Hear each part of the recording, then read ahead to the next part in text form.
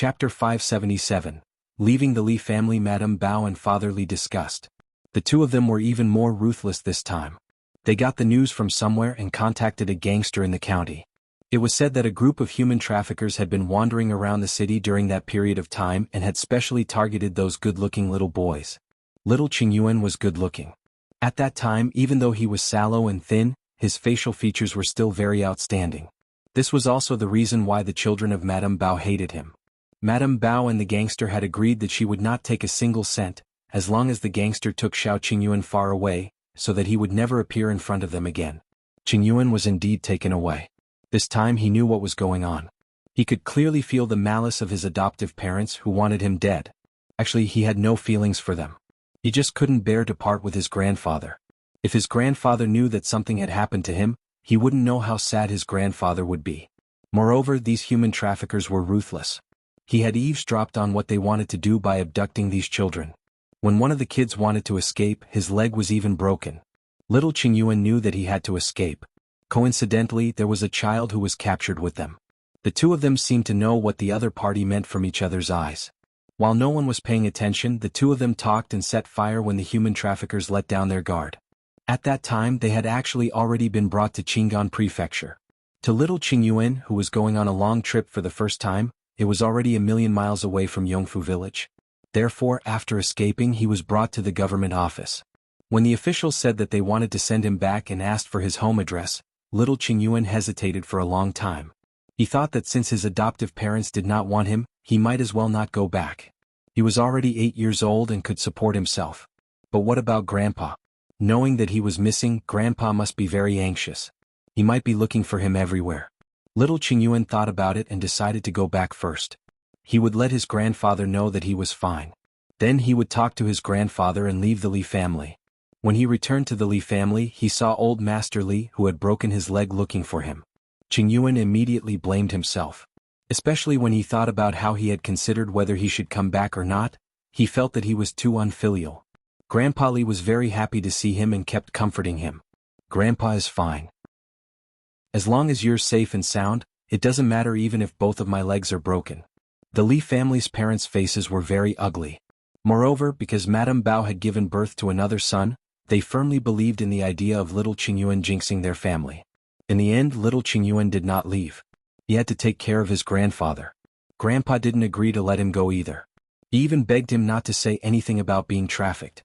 Otherwise, if what his adoptive parents had done was exposed, the Li family would be destroyed. Not only did the Li family have the first branch, but they also had the second branch, Grandpa and other innocent people. Grandpa was about to kneel down in front of him. How could little Qingyuan not agree? However, ever since then, little Qingyuan had been guarding against the Li family's parents. Fortunately, he had grown up and slowly understood many things. When he was 13 years old, Madame Bao was pregnant again. Xiao Qingyuan knew that the Li family's parents would not let him off this time. He left the Li family without hesitation. Seeing that his attitude was firm, his grandfather finally stopped persuading him and even left home with him. The grandfather and grandson lived together. This action embarrassed the Li family and made them the laughing stock of the entire village. Chapter 578. Stunned sleep talk. The Li family's parents didn't agree at first and even set very harsh conditions. One of them was that they didn't allow Xiao Qingyuan to buy or sell farmland in Fengkai County. Xiao Qingyuan agreed without hesitation. He had strength and could hunt. In the past few years he had entered and left the mountains several times.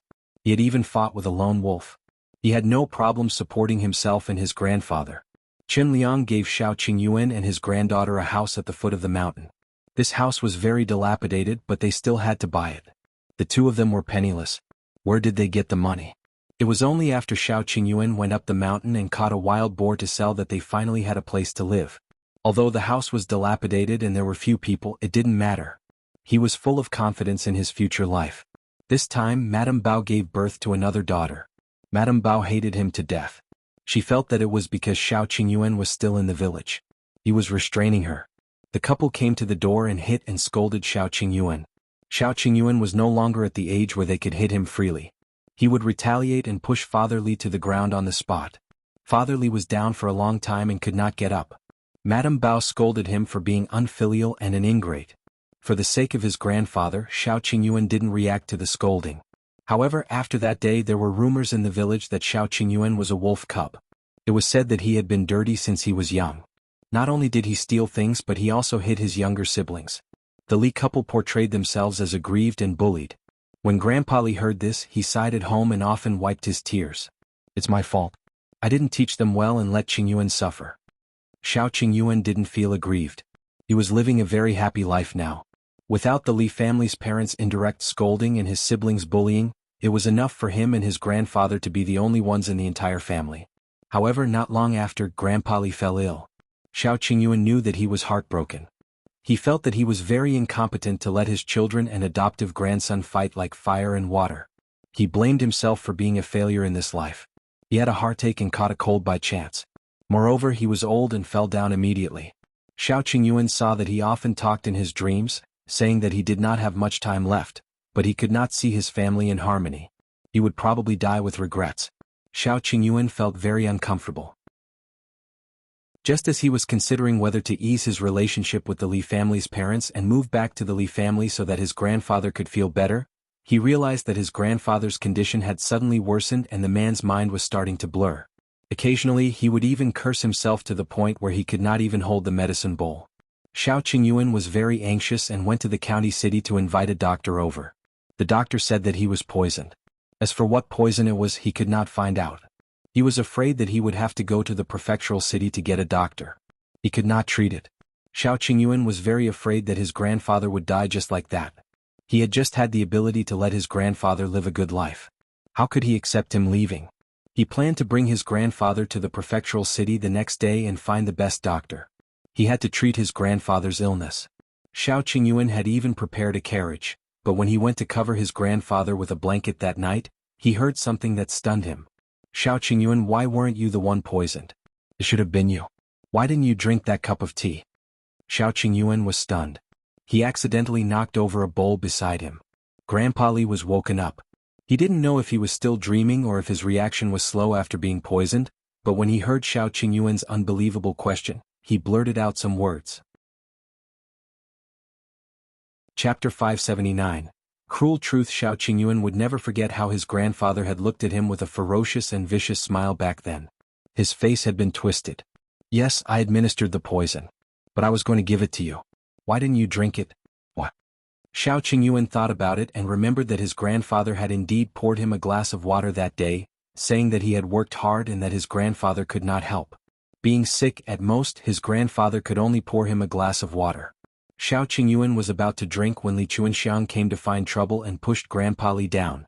Xiao Qingyuan quickly helped Grandpa Li into the house to rest. When he came out again, Li Chuanxiang had already run away in fear. As for the glass of water on the table, after the commotion just now, it had all spilled out. More than half of it had spilled on the plate of cut peaches on the table. Xiao Qingyuan had specially bought the peaches for his grandfather. Li Chuanxiang had even taken half of them just now. Xiao Qingyuan gave the remaining half of the peaches to his grandfather.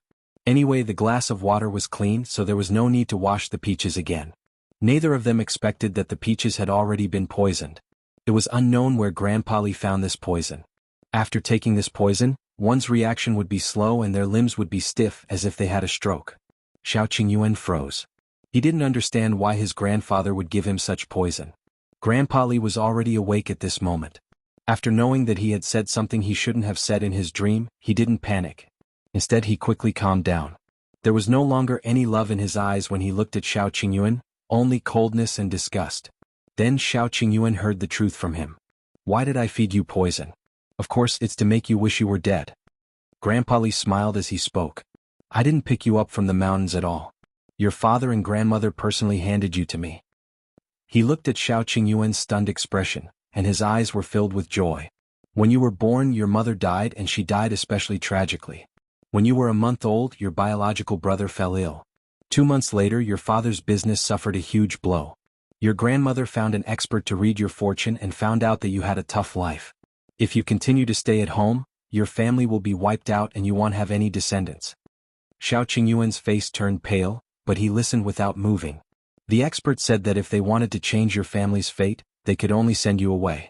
Not only must they send you away, but they also had to suppress your fate. The more miserable you are, the better. Only then will your family become richer and richer.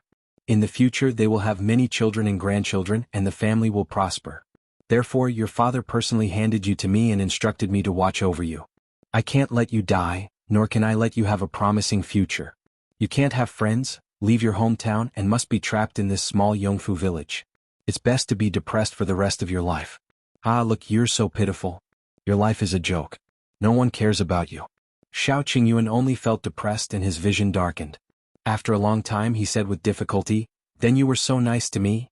In order to make sure that you can't leave the Li family in Yongfu village, do you know what's the most important thing to restrain a person? Of course, it's to hold his feelings and make him unable to let go. I'm very successful, right?" Xiao Qingyuan looked at the person in front of him. The person was so unfamiliar that he didn't seem to recognize him.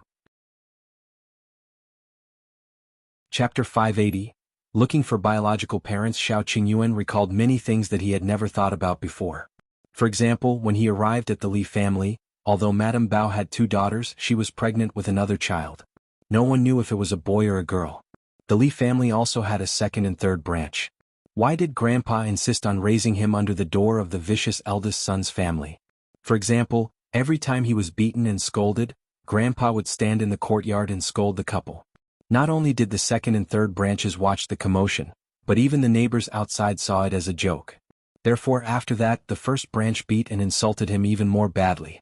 For example, if there was anything good, his grandfather would never let him eat it in private.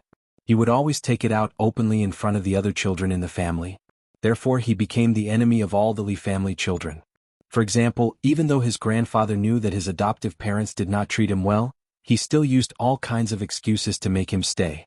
So, this was the case. At that moment Xiao Qingyuan's heart sank, and the surrounding colors seemed to dim. He heard his drifting voice say, "If that's the case, why are you telling me now?" Ha ha ha ha. Old Master Li laughed wildly. He looked at Xiao Qingyuan with pity and joy. "Because I'm going to die." He knew that he wouldn't be able to live. Before he died, that would be the time for him to truly destroy Xiao Qingyuan. It gave him the most fatal blow. What was physical harm? How pitiful would it be when he realized that the only person he trusted in his life, the one he could rely on and hold on to, had never treated him as a human. Therefore the love was fake. All the care was a lie. It was just to drag him down to a deeper hell. His life had always been colorless. What he thought to be love feelings was an act that others put on for him to see. He had always been alone. Xiao Qingyuan didn't know how he left home. He went to return the carriage and used the money he planned to treat his grandfather with to go to a restaurant for a meal. He went deep into the mountains and killed 2 wild boars. He lay on the hot ground and looked at the sky. When he came back, his grandfather was dead. Xiao Qingyuan dragged him to the Li family and didn't care about him anymore. Everyone was scolding him, saying that he was an ingrate who couldn't be talked sense into. They said that the old man had given him all his feelings when he was alive, but he didn't even send him off. Xiao Qingyuan didn't explain anything. He locked the door and left the village. He only returned half a year later. The Li family had raided the house. He went to the Li family and smashed all the pots and pans they had taken from him. He tore down the Li family's courtyard door and beat Father Li up. From then on, the people of Yongfu village avoided him like snakes and scorpions. They hated him for being ruthless and no one interacted with him anymore, except for the Zheng family who lived next door.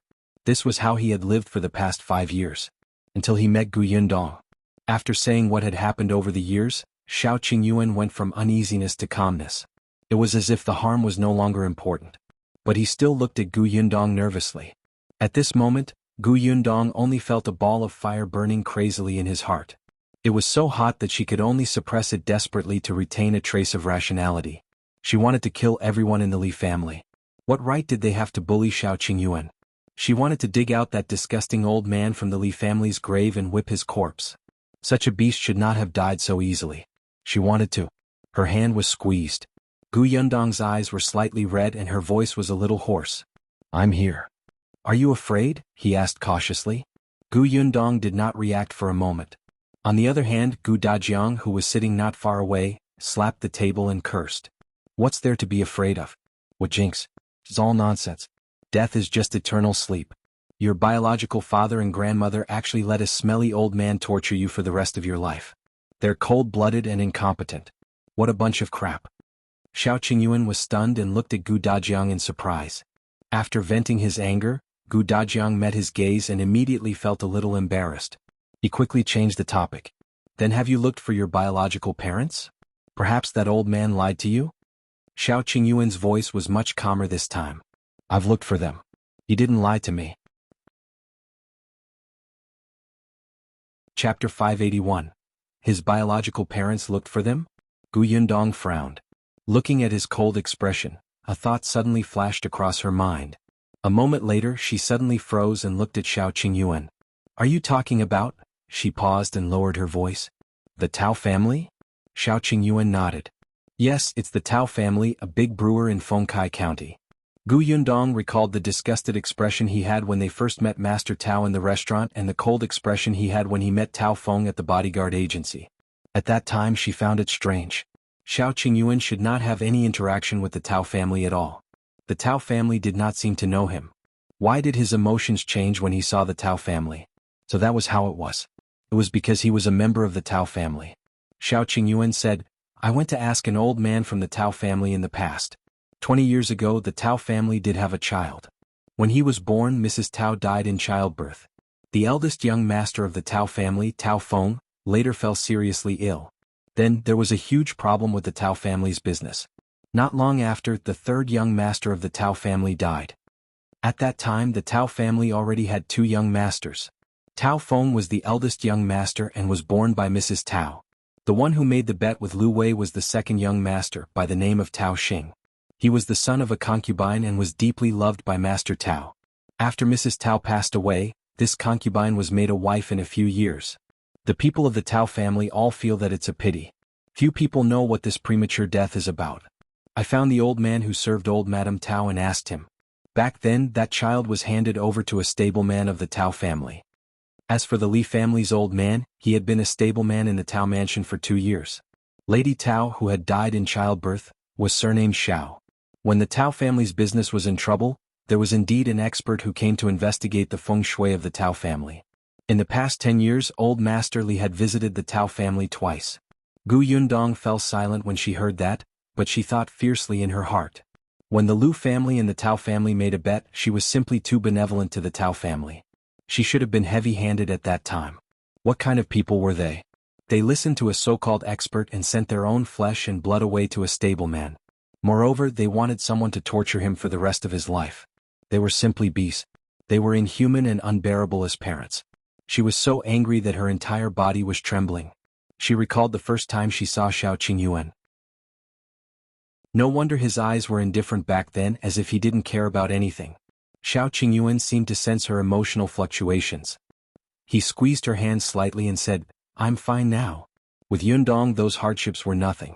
Gu Yundong's heart tightened. I'll avenge you later. By the way, who was the one who came to father and spouted nonsense to sow discord? She suddenly looked at Gu Dajiang. Gu Dajiang was vexed by the scene of the 2 of them holding hands. When he heard her question, he frowned slightly. Xiao Qingyuan didn't think too much about it. It should be eldest Li. He had warned them in the past. The Li family was afraid of his reckless appearance. Therefore, although they would gossip outside for the past few years, they did not dare to really come to him. Everyone lived in peace for a few years. Now that they saw that he was leading a good life and that he was rich and was about to get married and have children, they couldn't stand it anymore and started to ruin it. They probably heard that Gu Dajiang was making things difficult for him and felt that they finally had a chance to trip him up. Chapter 582. Become hardworking. Xiao Qingyuan narrowed his eyes slightly and squeezed her hand. He'll handle this. Gu Yundong pursed her lips but did not retort, although she really wanted to vent her anger for him personally. However, it was obvious that regarding this matter, Xiao Qingyuan could intimidate the Li family even more badly, lest there was a next time. Alright, then let them be on tenterhooks for a few more days. After hearing Xiao Qingyuan's background, Gu Dajiang sighed in his heart. He stood up. Rest well. We'll talk about other things after you recover. As he spoke, he stood up and walked out. Forget it, forget it. Since they were already engaged, he would let the young ones talk alone.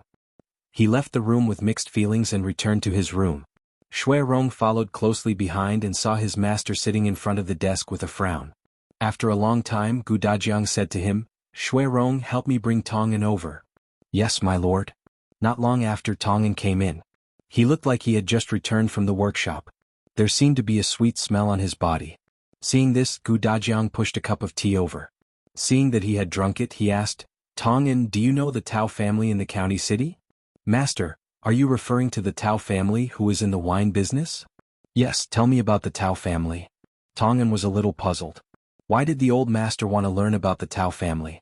However, he did not ask anything and dutifully told his old master what he knew. Of all the information, the most important was the huge bet between the Tao family and the Lu family, as well as the scene where the white sugar made by the young lady shocked everyone and even sold for a high price. By the way, our shop in the county now, Gus, used to belong to the Tao family. Dajiang really didn't know that there were so many grudges between them, nor did he know that Yundong had already formed a feud with the second young master of the Tao family. As expected, the Tao family was really despicable. The Lu family had a powerful background. Yundong had told him about this before. Dajiang felt that the Tao family, which could challenge the Lu family, definitely had a backer too. Of course, their backer might not be as strong as the Lu family's. However, compared to the Gu family, the Tao family alone was enough to crush them into the soil.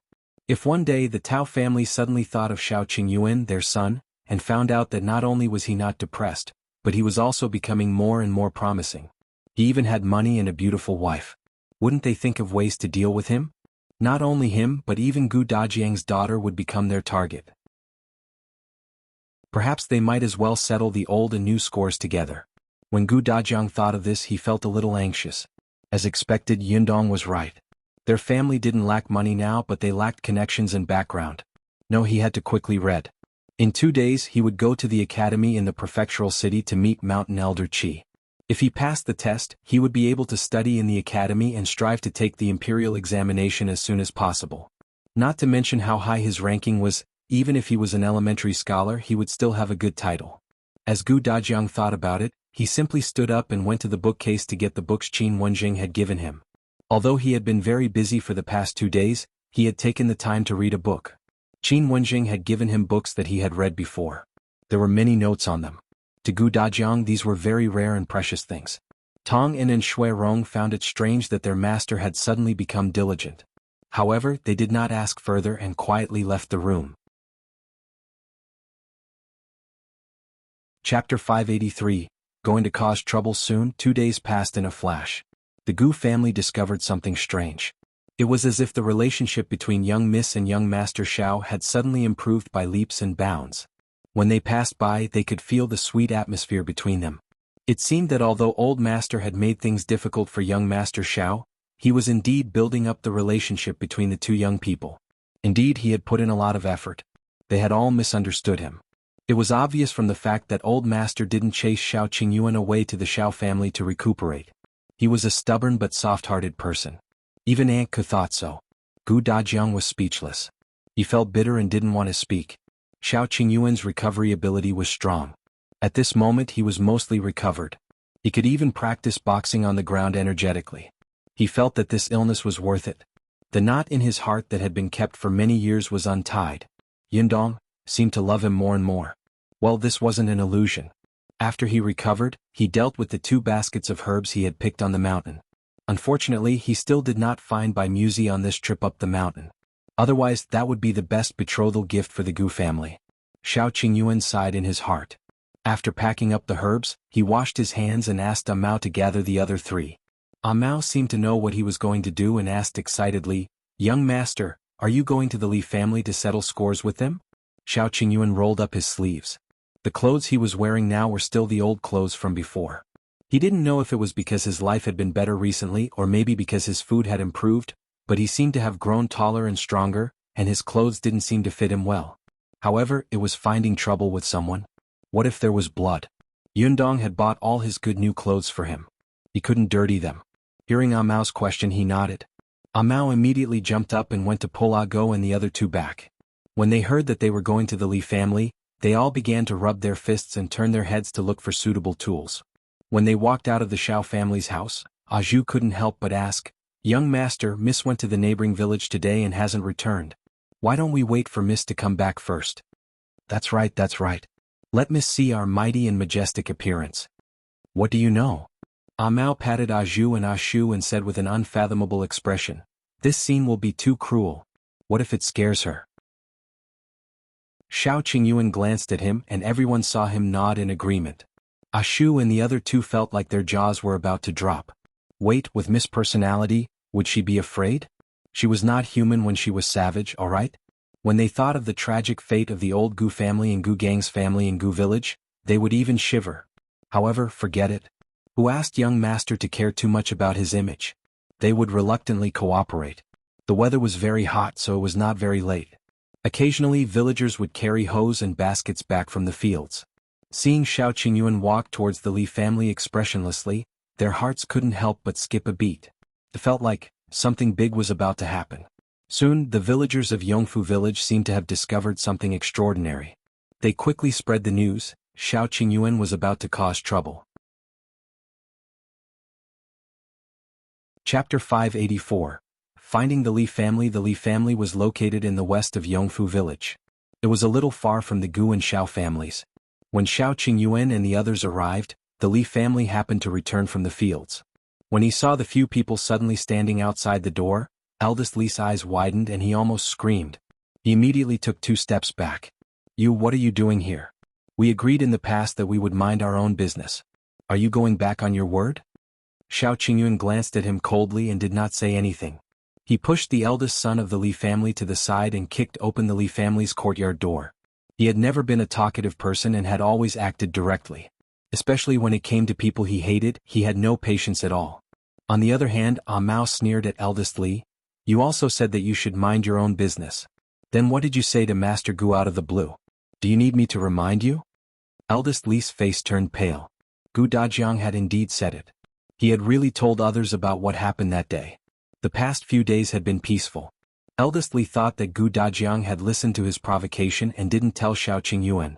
Unexpectedly, just as he was about to relax, Xiao Qingyuan actually brought someone to his door. Ah! A scream came from inside, instantly pulling eldest Li back to his senses. He hurriedly walked in and saw Xiao Qingyuan removing the door. Madame Bao was looking at him in horror. Eldest Li ran in quickly.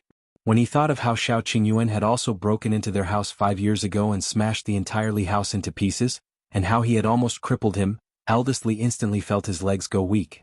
He was wrong. After 5 years of peace, he was a little arrogant and couldn't hold it in anymore.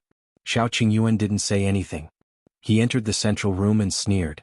Mao and the others immediately ran in and pulled out Li Debao and Li Erbao, who were hiding in fear. Li Debao was 14 years old. He looked tall, but he did not have much strength. Mao could easily lift him up alone. Li Erbao was 11 years old. When Go pulled him out, he immediately scolded fiercely, "You dog, let go of me. Otherwise I won't be polite." When Madame Bao saw that her 2 precious sons were in the other party's hands, she immediately shouted and pounced at Xiao Qingyuan. She was pushed away by Zhu and Ashu. Madame Bao sat on the ground. "Bandits! Help! Xiao Qingyuan, this ingrate is unfilial. He wants to murder his father and mother." Father, mother? Xiao Qingyuan glanced at them and suddenly punched Li Erbao's stomach. Li Erbao almost spat out a mouthful of blood. His eyes began to roll back. Madame Bao's expression changed. Stop. Stop. Don't hit him. 5 years ago, I said that if you come after me again, you'll find trouble with your sons. I thought you should remember it very clearly. Mao grinned. It must be because he's old that his memory is failing him. That's fine. I'll give you another warning today. If you get beaten up too often, you'll remember it, Ashu replied. As they spoke, many people had already arrived outside the Li family's door. Some people couldn't stand it anymore and wanted to go over to say a few words, but they were immediately stopped by the people beside them. Don't go. That's Xiao Qingyuan. Do you want to be beaten up? But that person seemed to have escaped here. In fact, he did not know Xiao Qingyuan's character very well. He only felt that it was not good to barge into someone's house and hit them. Unexpectedly, at this moment, someone suddenly ran out of the kitchen with scissors in his hand and rushed towards Xiao Qingyuan. Chapter 585. Gu Yundong is here. The person at the door was shocked. He took a closer look and realized that it was the 6-year-old girl from the Li family. Whoa, this young lady had a vicious look on her face at such a young age. If she stabbed the sharp scissors in her hand, wouldn't the victim lose half of his life? However, Xiao Qingyuan didn't even look at her before she was grabbed by Ashu. He pinched her wrist and turned it gently. As Li Chunyan screamed, he snatched the scissors away. Li Chunyan, who was 6 years old, scolded Xiao Qingyuan fiercely, "You ingrate! Hurry up and make this dog let go of me." Otherwise, he'll kill you and stab you to death with scissors. Everyone at the door was stunned. Wasn't this a 6-year-old girl? Why was she so vicious with her vulgarities? Li Chunyan hated Xiao Qingyuan because she had heard from her parents that she could have been a boy and could have been pampered by her parents. It was all because she had been restrained by Xiao Qingyuan that she became the daughter of the family. Although her parents treated her well, she could not compare to her 2 brothers. At the very least, her 2 brothers did not have to work. Li Chunyan pushed all the blame to Xiao Qingyuan. In the past, she had secretly gone to see him, thinking that she would definitely find an opportunity to teach him a lesson. She did not expect him to come to her house. It was a pity that she did not stab him to death just now. It was too regretful. However, her actions made Mao and the others feel a chill down their spines. Even the other villagers outside the door looked at each other, not knowing what to do. Someone quickly went to call the village chief, and someone went to summon the 2nd and 3rd branches of the Li family next door. The 2nd and 3rd branches had already split up when the Li family's old master passed away. Although their newly built houses were next door, they did not have much interaction with the 1st branch. It wasn't that they didn't know what the eldest branch had done to Xiao Qingyuan, but Xiao Qingyuan was not related to them. They didn't have to offend their narrow-minded brother and sister-in-law to help him. Anyway, the old master doted on him.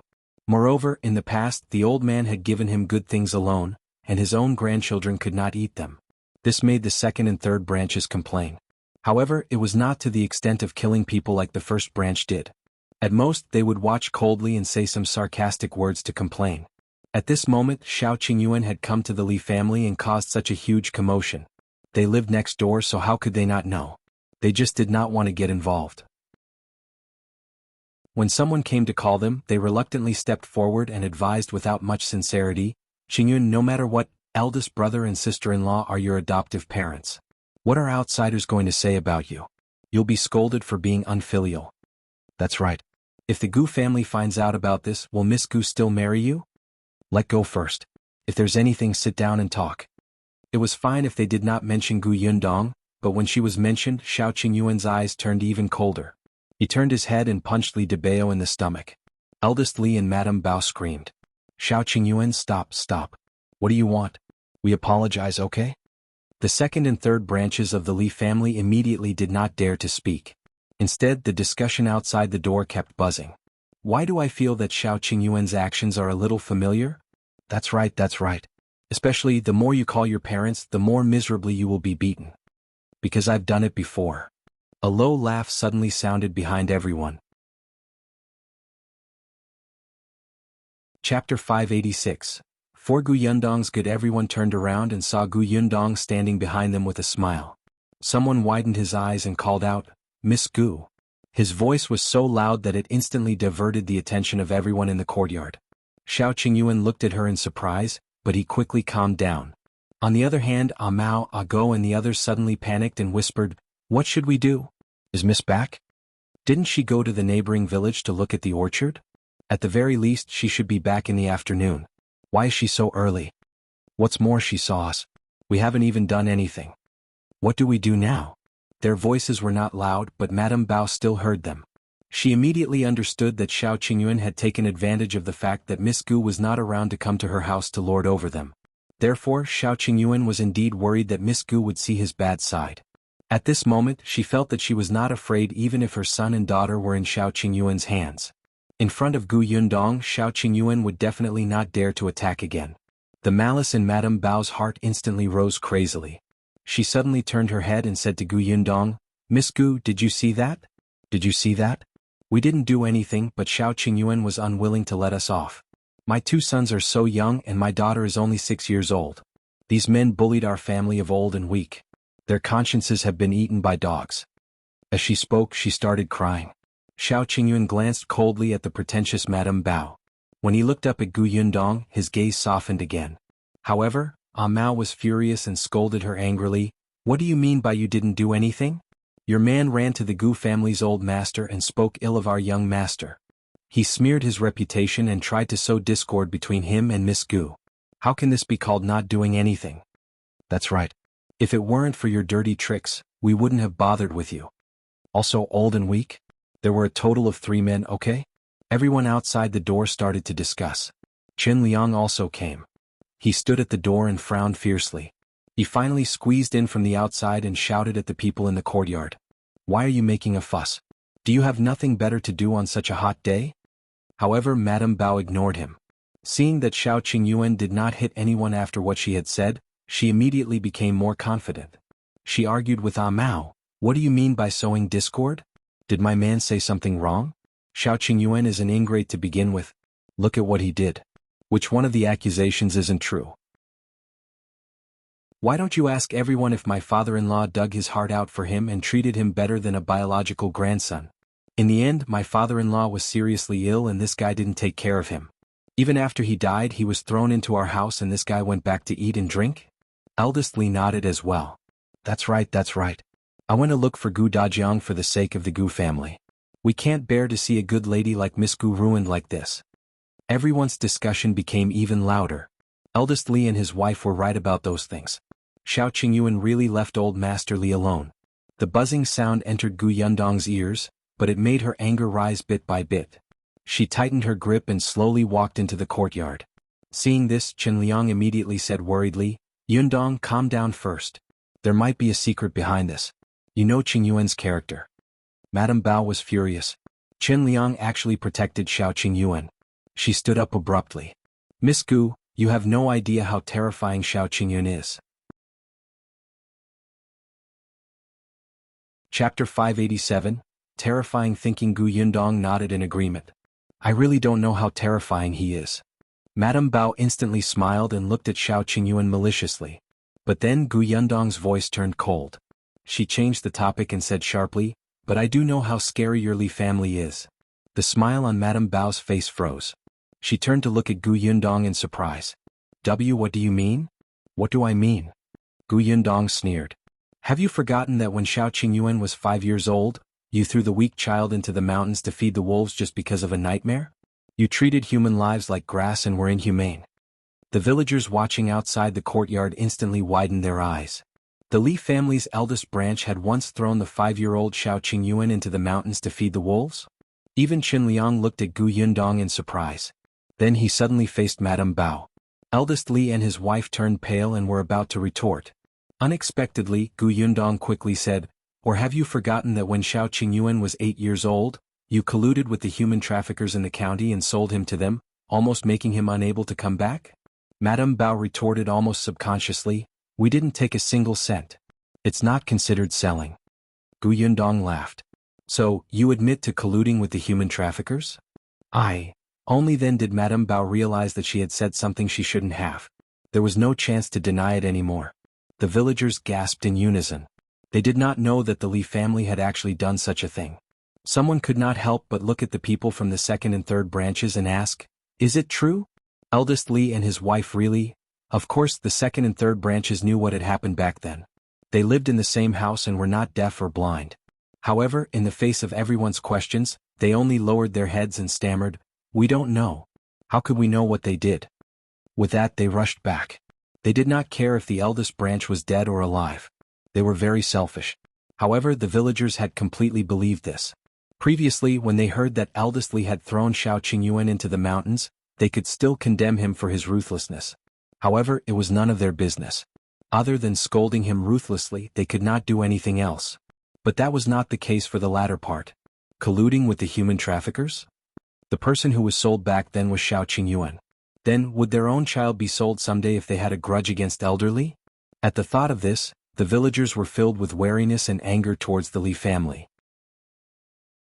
Coupled with the fact that Li Chunyin, who was only 6 years old, dared to kill someone with a pair of scissors, was this hereditary? This family was hard-hearted and ruthless. There were some things that couldn't be thought about. The more they thought about it, the more terrifying it became.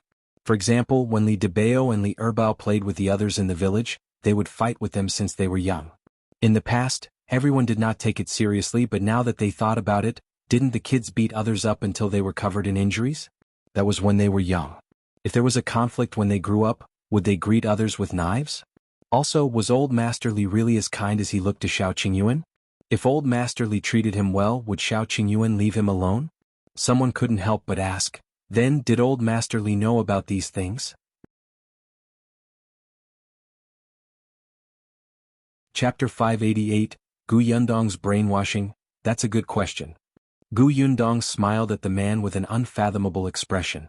What do you think? That person looked at Gu Yundong's expression and could not help but swallow his saliva. He nodded almost subconsciously. Yes, the second and third branches of the Li family definitely knew about that, considering the evasive and guilty look in their eyes. As for the old master of the Li family who doted on Xiao Qingyuan the most, how could he not know? Eldest Li and his wife had harmed Xiao Qingyuan twice, but old master Li still let Xiao Qingyuan stay in the Li family. When Xiao Qingyuan was 13 years old, he had to move away at all costs. Xiao Qingyuan was so determined. Could it be that when he was 13 years old he was persecuted by the Li couple? Some people thought deeply. As soon as the timeline was considered, they would know that every time Madame Bao was about to give birth, they would attack Xiao Qingyuan. When you were pregnant, you actually harmed another child. Weren't you afraid of retribution? A soft-hearted woman cursed. Retribution? What retribution? Li Chunyan jumped on her toes and shouted, "When I was born, Xiao Qingyuan was still in Yongfu village. That's why I became a girl. This ingrate deserves to die. He jinxed us and harmed me." Everyone looked at her in disbelief. Was this what a 6-year-old child should say? What did the Li couple usually teach her? Gu Yundong glanced at Li Chunyan and smiled. You might be mistaken. Not only did Xiao Qingyuan not restrain you, but if he hadn't come to your house, would your Li family have Li Debao and Li Erbao? Think about it. Before Xiao Qingyuan came, didn't your mother give birth to 3 daughters? But after he came, the children your mother was pregnant with were all boys. Li Debao and Li Erbao were brought over by Xiao Qingyuan. As for you, I think Xiao Qingyuan cut ties with the Li family and changed his surname to Xiao before he was born? You became a daughter because he left. So all of this is your parents' fault. It was your parents who caused all this. Li Chunyan was stunned. She was only 6 years old after all. Previously, when she heard the Li couple repeatedly mention Xiao Qingyuan's bad, she felt that it was Xiao Qingyuan's fault. But now, Gu Yundong's words seemed to be able to brainwash her. She actually felt that she was right. Not only her, but even the surrounding villagers felt that it made sense. Therefore, the first branch of the Li family indeed suffered retribution. However, eldest Li and Madame Bao did not think so. The thoughts had been deeply rooted in their minds for more than 10 years. How could they be overturned by Gu Yundong's words? If that was the case, wouldn't they have done something wrong all these years? Madame Bao immediately screamed and retorted, "No, Xiao Qingyuan jinxed us. It's his fault." She suddenly looked at Gu Yundong. "Don't spout nonsense here and distort the truth." "In distorting the truth?" Gu Yundong raised her eyebrows. "Didn't you personally admit that you colluded with the human traffickers just now? Everyone heard it just now, didn't they?" The onlookers immediately nodded. "That's right, eldest Li. You guys are too ruthless and scary. Village chief, such people should be drowned in a pig cage. They're murderers. I'm afraid when I think about how I stay in the same village with them every day. That's right. I can't even sleep well. If our children are harmed by them when they go out one day, I won't even have a place to cry. Village chief, you can't let them off." One after another, the two of them became the target of public criticism. They were stunned. Chapter 589. Someone is about to die. How did it become like this? The entire village looked at them with disgust and even wanted to punish them. No. Eldest Li and his wife's heads buzzed and they lost their rationality. They suddenly looked at Gu Yundong. "It's all your fault. It's all your fault, you B*TC. Alright, if you don't let me have an easy time, don't think about having an easy time either." They could not defeat Xiao Qingyuan, but Gu Yundong, a little girl, would not have an easy time. Madame Bao and eldest Li moved almost at the same time. They stood up and rushed towards Gu Yundong. Madame Bao even stretched out her sharp black nails to grab Gu Yundong's face. Eldest Li also grabbed a hoe at the side and smashed it down. Gu Yundong was close to them. When she saw them rushing over, she did not dodge. When the villagers saw this, they all shouted in surprise, "Lady Gu, be careful." Qin Liang was in the courtyard and was not standing far away. He rushed over without thinking. But he had only taken 2 steps when he saw Gu Yundong twist Madame Bao's arm and prop her up on his shoulder. She then kicked eldest Li, who had rushed over, and sent him flying. After her feet landed on the ground, she started punching Madame Bao. "You dare to fight me? You're blind and have no memory. Have you forgotten how I dealt with the 4 bastards back then?" Everyone was speechless. They had indeed forgotten about it previously. Now they remembered. As Xiao Qingyuan was standing in the central room and was blocked by Ashu and the others, when he came out, he saw eldest Li, who had been kicked away. His eyes suddenly turned cold. He saw that eldest Li was about to stand up and rush towards Gu Yundong again. Xiao Qingyuan immediately reached out, grabbed his hair and slammed him to the ground. Bang! Eldest Li's back was slammed heavily onto the ground, raising a thick layer of dust. He coughed twice. Before he could open his eyes, he was punched hard in the face. Oh, it hurts. Don't hit me. Xiao Qingyuan's fists came one after another. His movements were quick and nimble as they landed on eldest Li. Qin Liang and the villagers were originally focused on Gu Yundong and Madame Bao. They watched as Madame Bao was beaten to the ground by Gu Yundong. Before they could sigh, they were distracted by another shrill cry. In the next moment, everyone widened their eyes and sucked in a cold breath. Everyone only knew that Xiao Qingyuan was a wolf cub. He could even kill children and was cruel. However, most of them had heard about it and only felt that this person's reputation was not good. In any case, they usually stayed away from him. Now, it was the first time they had seen him beat someone up so fiercely. His fists were like stones, and his body emitted a violent and murderous aura. With just a few punches, eldest Li's face was already covered in blood. Everyone was frightened and shuddered. They did not move and did not dare to say a word. Qin Liang was the first to react. He immediately shouted, "What are you waiting for? Hurry up and pull him away. Hurry up and pull him away. Someone is going to die." The onlookers outside were suddenly jolted awake, and 3 to 4 burly men instantly squeezed in. However, Xiao Qingyuan raised his head and looked at them coldly. The coldness in his eyes made them stop in their tracks. However, Xiao Qingyuan's fist did not stop hitting eldest Li. Qin Liang could not get him to stop, so he could only go up himself. "Qingyuan, stop. Calm down first. Let's talk things out." Chapter 590. Too tragic. Gu Yundong was afraid that Xiao Qingyuan would accidentally hit him if he went forward like this. She quickly let go of Madame Bao and went forward to hold Qin Liang back. Qin Liang turned his head and called out to her, "Yundong, quickly make him stop. If someone really dies, Qingyuan will have to go to jail." Gu Yundong knew that Xiao Qingyuan had self-control, so she shook her head. "It's fine. No one will die." Why are you also?" Qin Liang had a headache. The others did not dare to stop him. Yundong did not want to persuade him, but as the village chief, he could not just watch. As he called the villagers forward, he tried to break free from Gu Yundong's jimp. Seeing this, Mao and the others let go of Li Debao and the other two who were already scared silly. They quickly walked over and stopped Qin Liang and the villagers who were moving forward hesitantly. "Uncle Qin, don't be hasty. Don't go forward lest you get hurt." Yes. "Uncle Qin, why don't you go over there and sit for a while?" "Sit? Why would he sit? Did they want him to watch the show over there?" Qin Liang glared at them one by one. After all, he was the village chief. Mao and the other 3 did not dare to be impudent. They blocked him weakly and did not dare to use force. However, this was enough. Xiao Qingyuan had already knocked out 3 of eldest Li's teeth. Madame Bao stumbled over.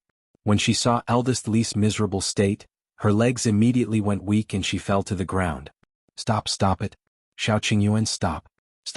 Boo-hoo. She wanted to stop him, but when she met Xiao Qingyuan's bloodshot eyes, she was so frightened that she peed her pants. Li Debao and his brother were trembling. They had never seen Xiao Qingyuan like this. Not to mention Li Chunyan. At this moment, she didn't dare to find trouble with him. She only hoped that he wouldn't see her for the rest of his life. She shrank into a corner and didn't even dare to raise her head.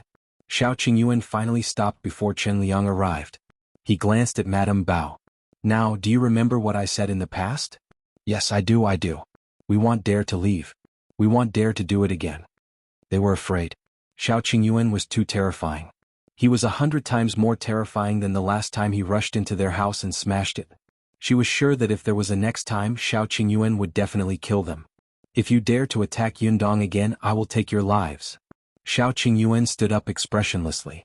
Under Madame Bao's crazily nodding gaze, he gently stepped over eldest Li's knee. "Ah!" Big Li cried out in pain. Finally, he could not hold on anymore and fainted. Xiao Qingyuan frowned and looked at the blood on his hand. He came to Gu Yundong's side and asked, "Are we going back?" "Let's go back." Xiao Qingyuan led her out.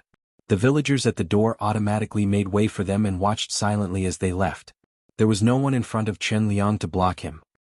He looked at Xiao Qingyuan and Gu Yundong's backs as they left, then at eldest Li, who was lying on the ground unconscious, and Madame Bao, who had almost fainted from crying. He suddenly slapped his thigh. What's going on?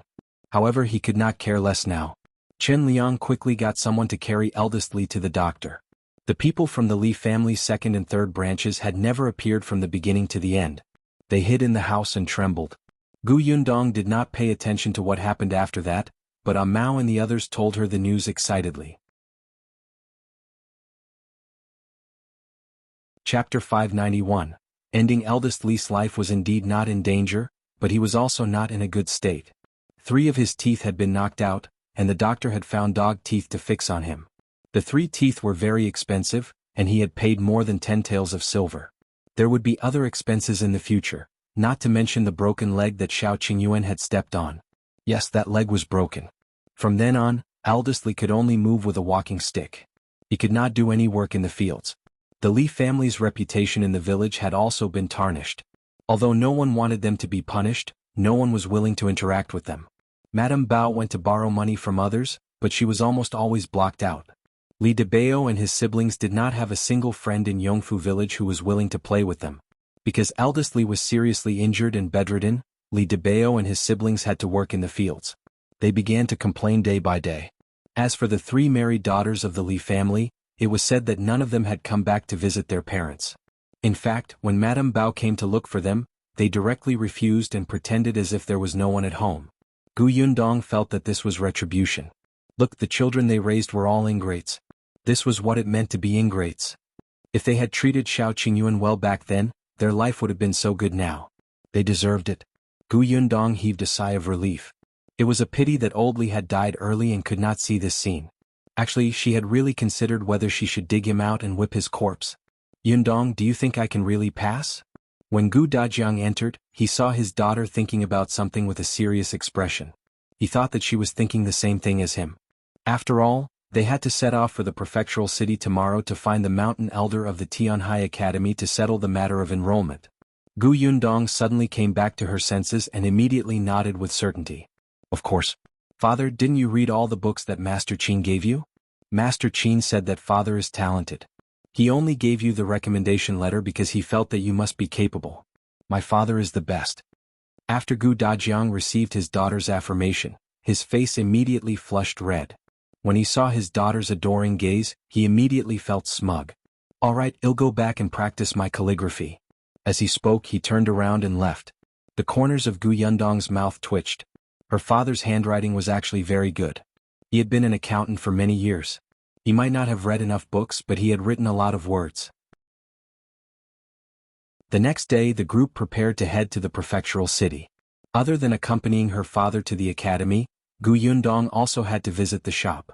Xiao Qingyuan felt that they needed protection, so he packed his bags and followed them. Gu Dajiang and Madame Yang couldn't bear to part, so they had to go together. Gu Yunka had already climbed into the carriage. Her soft little face was hidden behind the curtain of the carriage, as if no one could see her and they could not keep her at home. Aunt Ku was going back to the prefecture capital.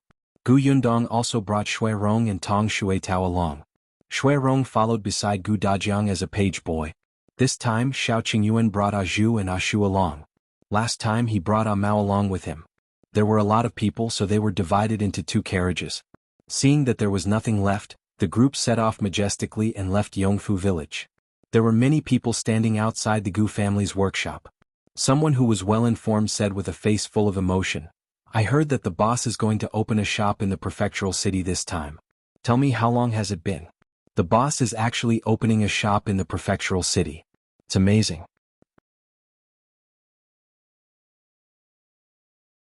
Chapter 592. Zhuangzi as shopkeeper. Last time, the owner said that when she goes to the prefectural city to open a shop, our workshop will recruit more people. Is it going to start when the owner comes back? I'm sure it is. I'll go home today and tell my maternal cousins to be prepared. Yes. This is a rare opportunity. After they recruit someone this time, we don't know when the next time will be. Everyone spoke one after another, and a few of them thought too much. There were more and more people in this workshop. Tong and alone would definitely not be able to manage it. When the time came, the boss would definitely find someone to manage it, even if it was a junior manager. Hence, for the sake of a good impression, everyone worked extra hard these few days. However, Gu Yundong did not know that the long-term workers in her small workshop had started to work hard. She sat in the carriage and held little Yunka in her arms. After the young lady confirmed that she could go to the prefectural city, she was overjoyed. When the carriage reached the county city, Gu Yundong went to Gus first. As soon as they got off the carriage, she heard Zhuangzi's arrogant voice. Yes. You have to wipe it clean over there. Our shop sells food. Cleanliness is the most important. When there are no customers, wash and wipe everything. Be more efficient and diligent. Only then will the customers be in a good mood, right? The corners of Gu Yundong's mouth twitched. She heard Zhuangzi continue, Jinkai, don't blame me for saying too much. I'm doing this for your own good. When I was the shop assistant, this was how I was trained. You'll get used to it. As soon as he finished speaking, he saw Gu Yundong enter. His expression immediately changed and he welcomed her with a smile. Boss, why are you here? Gu Yundong looked at the shop. It was not bad, but Zhuangzi's attitude of becoming the owner was really annoying. Qin Jinkai also stopped what he was doing and came over. He had been working here for a few days and was slowly familiarizing himself with the work in the shop. He looked very energetic. Gu Yundong took a few more glances at him and realized that there was no dissatisfaction on his face. He seemed to have calmed down a lot. Not bad. Gu Yundong nodded and asked Zhuangzi, where's Uncle Zheng? He's in the backyard. I'll go get him. After saying that, he ran away. Zheng Gang almost did not care about the matters in the shop these few days and let Zhuangzi do whatever he wanted. He only gave him a few pointers when necessary. He spent most of his time counting goods in the warehouse at the back, or simply buying a few vegetables to cook himself. A few days passed quickly. When Gu Yundong went to the prefectural city, she naturally had to bring Zheng Gang along. He was familiar with the prefectural city, so she had to bring him along when they decided on the location of the shop. 2 days ago, Gu Yundong had already informed Zheng Gang. He should have packed up at this time. Seeing Zhuangzi run into the backyard, Gu Yundong looked at Qin Jinkai. Brother Qin, are you used to being here? Everything is fine. Gu Yundong raised her eyebrows. I heard Zhuangzi ordering you around even before I came in. He seemed very arrogant. The shop assistant, Jiang Bao, who was sending the guests out of the pharmacy next door, happened to hear this and immediately stopped in his tracks. He had already established a deep friendship with Zhuangzi. Of course he was on his side. Seeing that his boss' future wife was asking the new employee a question in private, he immediately perked up his ears. Alright, he wanted to see what this person would say about Zhuangzi behind Zhuangzi's back. Chapter 593. You're smart. Qin Jinkai smiled and said nonchalantly, it's quite good. I started as a small shop assistant in town in the past. At that time, the manager was even more impolite to me. Zhuangzi was just a little strict with his words. He didn't hide anything from me. He was telling the truth. In the beginning, he was also prepared to deal with all kinds of difficulties and torture. Moreover, the other party was Zhuangzi. Qin Jinkai had seen too many people who became conceited after gaining power. For example, Qin Yulan's husband, Wu Chong. Last time, he had eyes that could reach the sky when he visited the Qin family. Therefore, he thought that Zhuangzi, who was just a hooligan that had often been humiliated and mocked by him in the past, would definitely not be polite to him. He did not care about these things, but he was afraid that Zhuangzi would not teach him anything, let him do what he should do, or let him understand what he should understand. That was the worst. Unexpectedly, Zhuangzi would indeed mock and ridicule him. He would often bring up the past in a few sentences to attack him. However, Qin Jinkai was someone who had been in charge before. Some things were not on the surface. Zhuangzi was actually bluffing. The guy did not hesitate to take care of him. If he did not understand, as long as he asked, Zhuangzi would explain everything to him. This surprised Qin Jinkai and made him feel exceptionally at ease. Although he had only been in the shop for a few days, he felt more comfortable than when he was a small manager in the town workshop. Therefore he worked harder. Gu Yundong did not expect him to have such a high evaluation of Zhuangzi. It seemed that Qin Jinkai's decision to work under Zhuangzi was not wrong. Both of them could be trained. Jiang Bao, who was eavesdropping outside the door, secretly sneered. At least you know your place. Then he entered the pharmacy worriedly. When he saw the manager of the pharmacy who was talking to Boss Xiao, his heart tightened. Zhuangzi had already become a manager. When could he go up? However, on second thought, he felt that it was unrealistic. A pharmacy was different from ordinary shops. As a shopkeeper, not only did he have to manage the shop, but he also had to know medicine.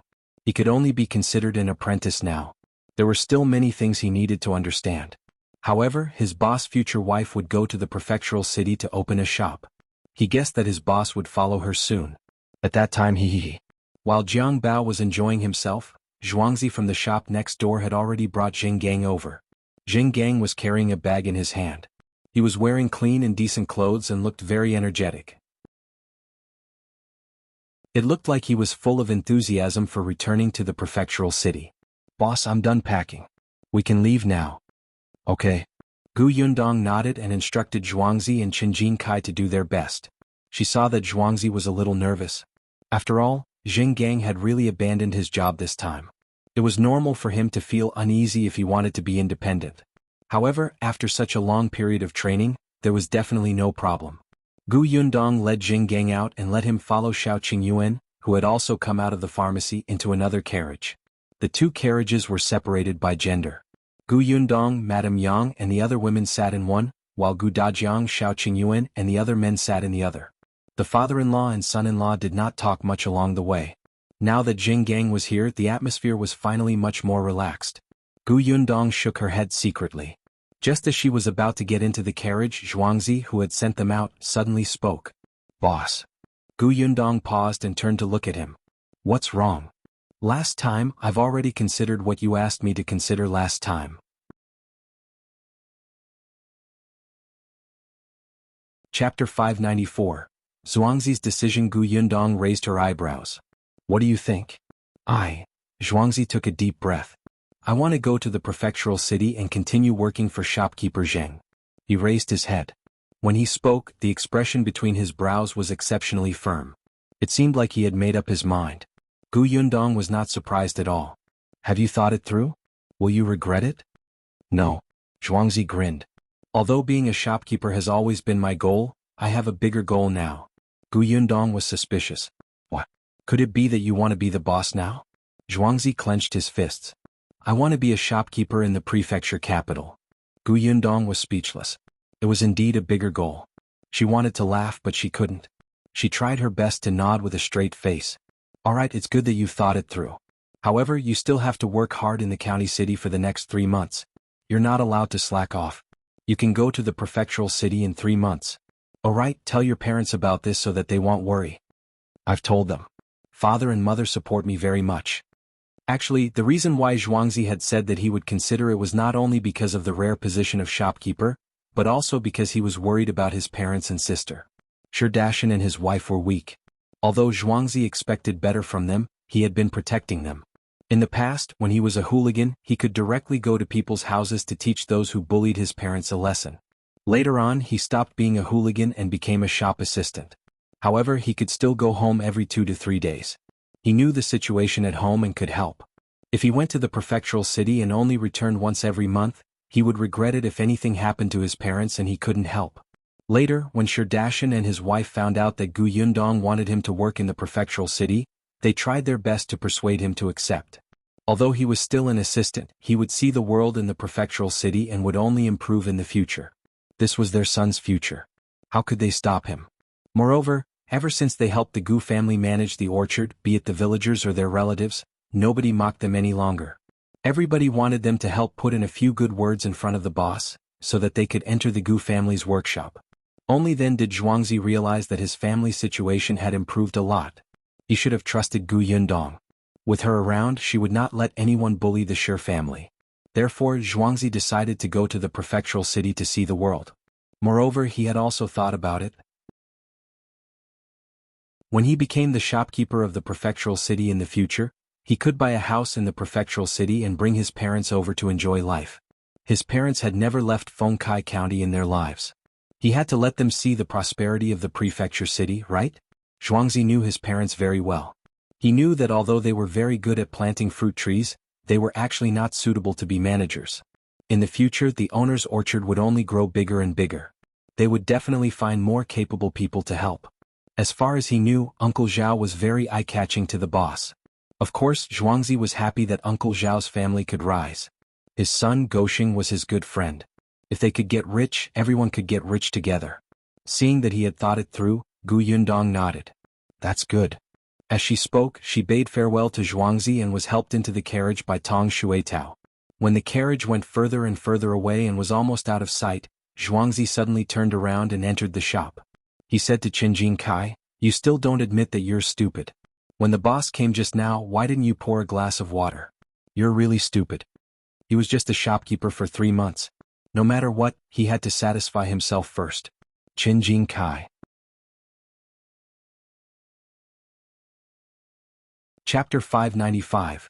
Jinxiu restaurant in the Prefecture city. Yundong and the others had already left the city gate. Auntie looked at the gradually blurring city wall outside the window and suddenly felt a little sad.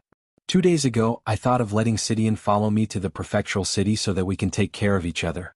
More importantly, her embroidery skills are good. Those embroidery pieces can't be sold for a high price in this county city. What a shame.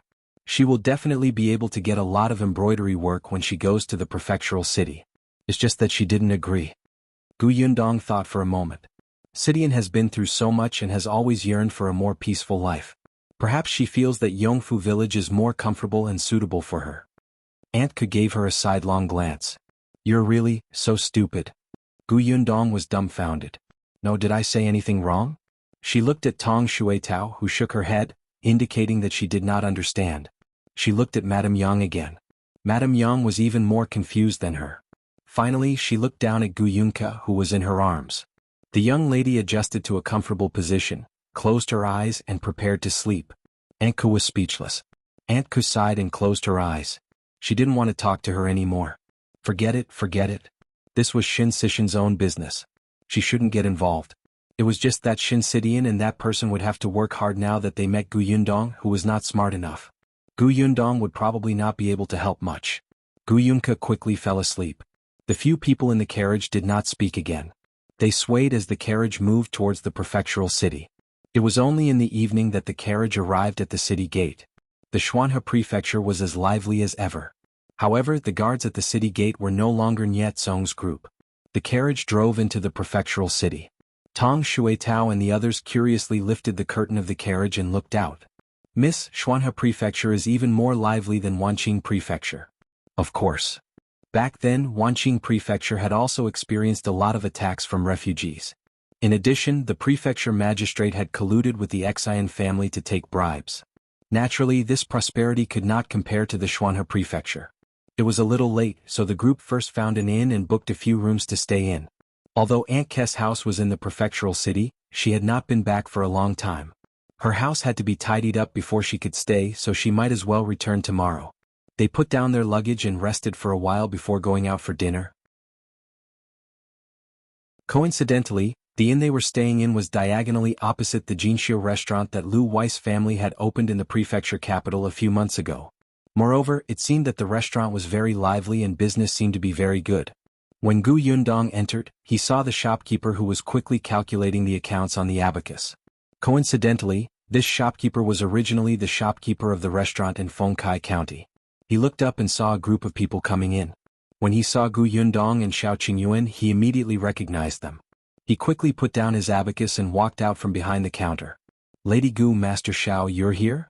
Shopkeeper, are there any more private rooms?" The shopkeeper laughed. "Yes, of course." As soon as she finished speaking, a middle-aged man beside her suddenly glared and asked unhappily, "What's going on? Didn't you say that there are no more private rooms? Why do you have one as soon as they come?" Yundong looked in the direction of the voice. The other party looked angry. Judging from his clothes, he should be the manager of a rich family. There was no telling if he wanted to hold a banquet or if he was here to reserve a room for his master. However, it was already time to eat. Wouldn't it be a little late to help his master make a reservation? In that case, he was the one who wanted to make a reservation. Chapter 596. Who is Miss Gu? The shopkeeper's attitude was kind as he said to the middle-aged man, "Sir, I'm really sorry. There are indeed no more private rooms in the restaurant. This lady reserved it long ago and even paid a deposit." The middle-aged man snorted coldly. "Are you kidding me? She just asked if you had a private room. If she had reserved it earlier, would she have asked this?" The shopkeeper continued to smile obsequiously. "I'm really not lying to you about this. Miss Gu had already reserved it half a month ago. Look, she was worried that we didn't keep the room for her, so she asked. Otherwise, how would I know her? It's all recorded in our notebook." As he spoke, he took the ledger from the counter and flipped to a certain page. He pointed and said, "Look, it's here, right?" He only gave him a glance and closed it without letting him see the details clearly. Then he called out to the waiter, "Come, bring Miss to the Tranquil Water Pavilion on the second floor." The waiter was stunned. Tranquil Water Pavilion? Wasn't that the private room reserved by the owner of Jinxiu restaurant? He could not help but look at Yundong and the rest. They were unfamiliar and he had never seen them before. However, he knew that the shopkeeper's instructions definitely meant that this group of people had extraordinary identities. The waiter did not dare to be negligent. He hurriedly led Yundong and the others to the private room upstairs with a smile. Yundong glanced at the middle-aged man before he left. The latter seemed to be angry. However, he roughly knew that he could not offend this Jinxiu restaurant. In the end, he glared fiercely at the shopkeeper and left angrily. The shopkeeper still had a smile on his face as he sent him out. As he apologized, he invited the man to come again next time. He was not affected by the other party's dark expression at all. As Yundong went upstairs, she asked the waiter who led the way, "Do you know that man?" "Oh, that person is a steward of the Zhou family." The waiter seemed to know him. "Last time he accompanied his master to our restaurant and liked our canned fruits very much. Tonight he came over to eat by himself. It seems that he wanted to invite a junior steward of the Nye family to a banquet, but he came a little too late. Our restaurant's business is very good, especially that canned food. There are a lot of people eating it, but unfortunately there's not much. Miss, do you want to try it? I'll send it to you later." Yundong had seen it just now. Although Lu Wei had told her that her family's canned food was in short supply in the prefectural city, she was still a little surprised to see it with her own eyes. Indeed, the market in the prefectural city was huge. And the Nye family's housekeeper. Was it Nye Tsong's family? She glanced at Aunt Ku, who pretended not to know anything. Yundong smiled. As she walked, she asked the waiter, "You remember the steward even though he only came once?" He miss, you don't say. I don't have any skills, but my memory is not bad." As they spoke, the group of people had already gone upstairs and arrived at the entrance of Tranquil Water Pavilion. This Tranquil Water Pavilion was the largest private room in the entire Jinxiu restaurant. Furthermore, the location was extremely good. It was quiet in the midst of the commotion and had a wide view. Not long after Yundong sat down, the shopkeeper came up. "Miss Gu, what do you want to eat? Just tell me. Young master said that he will pay for you. There's no need to stand on ceremony." Yundong really did not hold back. Lu Wei had gone to her house to freeload on food and classes. Therefore, she ordered the restaurant's signature dish. As for the canned food, she didn't want it. There was a lot of canned food at home and they ate too much. Now, even Yunka was not very hungry. The shopkeeper immediately brought the waiter downstairs to prepare the dishes. As soon as they left, the waiter could not help but ask, "Shopkeeper, who is this Miss Gu?"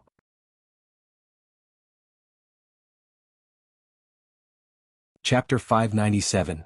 Yundong is the god of fortune. The shopkeeper glanced at him. "Do you know who provided the canned food in our restaurant? Didn't you say it was the Gu family's workshop?" The waiter was stunned and his eyes widened. Could it be that Miss Gu? Right now, in the entire prefectural city, only our restaurant has canned food for sale. As you can see, there are many people who eat this. Also, white sugar is a rare thing. Even the few large shops in the prefectural city don't have much stock. However, not only does our restaurant have it, but the purchase price is also the cheapest. These goods are all imported from the Gu family. Do you understand?" The waiter nodded hurriedly. She was the god of fortune of their restaurant. This waiter was recruited from the prefectural city. He had never been to Fengkai County and did not know much about certain things. However, he knew very well that this restaurant had just opened in the Tianhai Prefecture not long ago. They were new and their foundation was not stable yet. If they wanted to make a name for themselves in this huge prefectural city, other than the two excellent chefs in their restaurant, they counted on this thing which was rare in the entire prefectural city. Their restaurant alone had a lot of dishes made of white sugar. That was something that other restaurants didn't have. The shopkeeper glanced at him. "All right, quickly go to the kitchen and tell Master Zhao to serve the dishes of the Tranquil Water Pavilion first." "All right." The waiter hurriedly ran to the kitchen. The shopkeeper personally brought in the dishes from Tranquil Water Pavilion. He still had something to say to Yundong. "A few days ago, young master sent someone over to say that Miss is coming to this prefectural city to open a shop. When you come to the restaurant, we must treat her well. I thought that you were coming soon. Young master instructed me to show Miss the shops in advance. There are indeed a few that are quite suitable. When are you free? I'll bring you to take a look." It was rare for Gu Yundong to feel that Lu Wei was more reliable. She thought for a moment and said, "Tomorrow? Take Brother Xiao and Uncle Zheng to take a look. I have to go to Tianhai Academy." Xiao Qingyuan wanted to accompany them to the Tianhai Academy, but he was sternly rejected by Gu Dajiang. Why would he bring so many people to the academy? He didn't need to embolden himself or fight. It was enough that he had his wife and daughter by his side. He did not need anyone else. Therefore, Xiao Qingyuan could only find a suitable shop with Zheng Gang and settle down to open it as soon as possible. The shopkeeper immediately nodded. "Sure, no problem." Gu Yundong recalled that the restaurant seemed to be very busy and said, "How about this? Arrange for a waiter to lead the way for us. You can go ahead and do your work. Don't worry about us." The shopkeeper agreed. It was the end of the month and he indeed had a lot of things to do. As it happened, Laishi was quite smart. He could just let him go. Thus, early the next morning, Laishi changed into clean clothes and reported to Gu Yundong's inn in high spirits. After Xiao Qingyuan and Jing Gang went out, Gu Yundong sent Aunt Ke home and asked Tong Shuitao to help clean the house. Gu Yundong stood and looked at the house that she had lived in for nearly a month. She felt a little emotional. When she first came, she was in tatters. Now she had the ability to buy a house in the prefectural city. She came out of the courtyard and brought a few packets of snacks to the neighbors' houses with Aunt Ke. She wanted to ask if there were any strangers who had come to look for Aunt Ke recently. It had been a while since she asked Qin Wenjing to help her get the portrait of the person she was looking for on the notice wall of the prefectural city.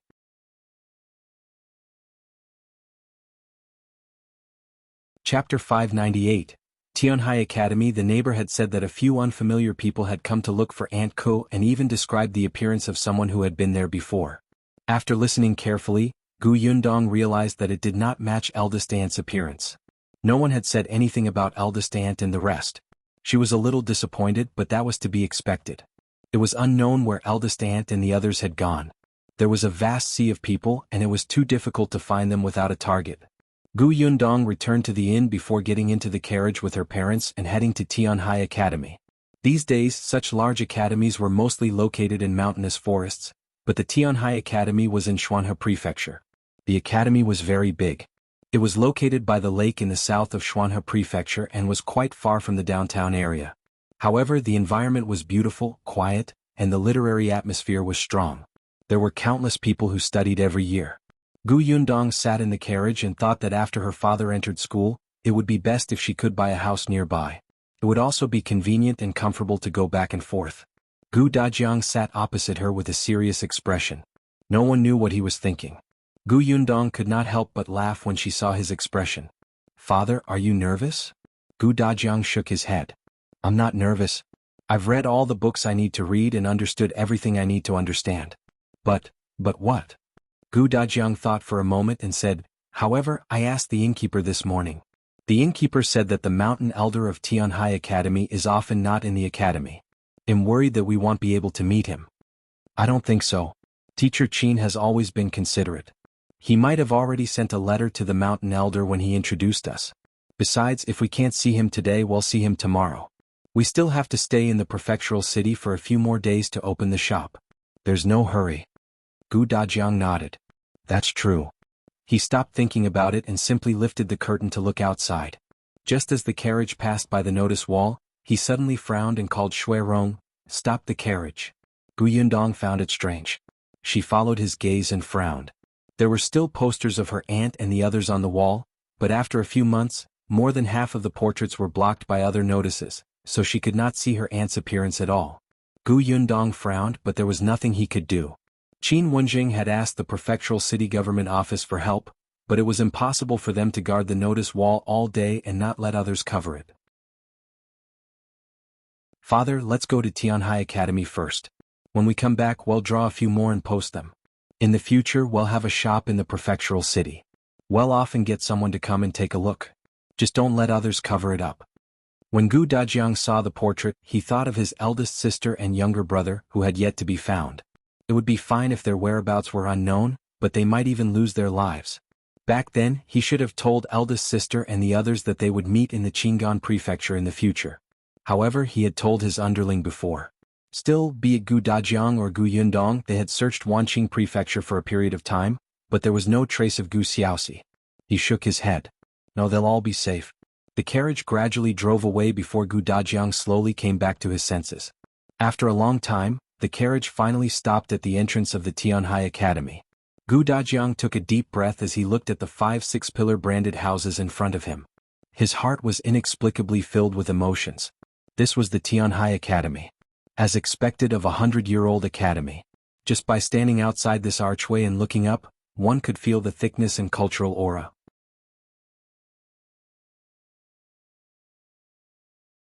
Chapter 599. Fate Hut. When they walked into the archway, they could see 2 huge stone walls. The walls were engraved with dense names. They were all the names of the students who had become honorable scholars in the past 100 years. At a glance, the names were especially shocking. At this moment, Gu Dajiang finally felt a sense of pride that he was about to enter a famous school that had a history of 100 years. He never thought that one day he would actually come to such an academy with countless scholars to study. He was about to befriend the future pillars of the country. He was extremely excited. If the headmaster had known in the netherworld, he would definitely be very happy.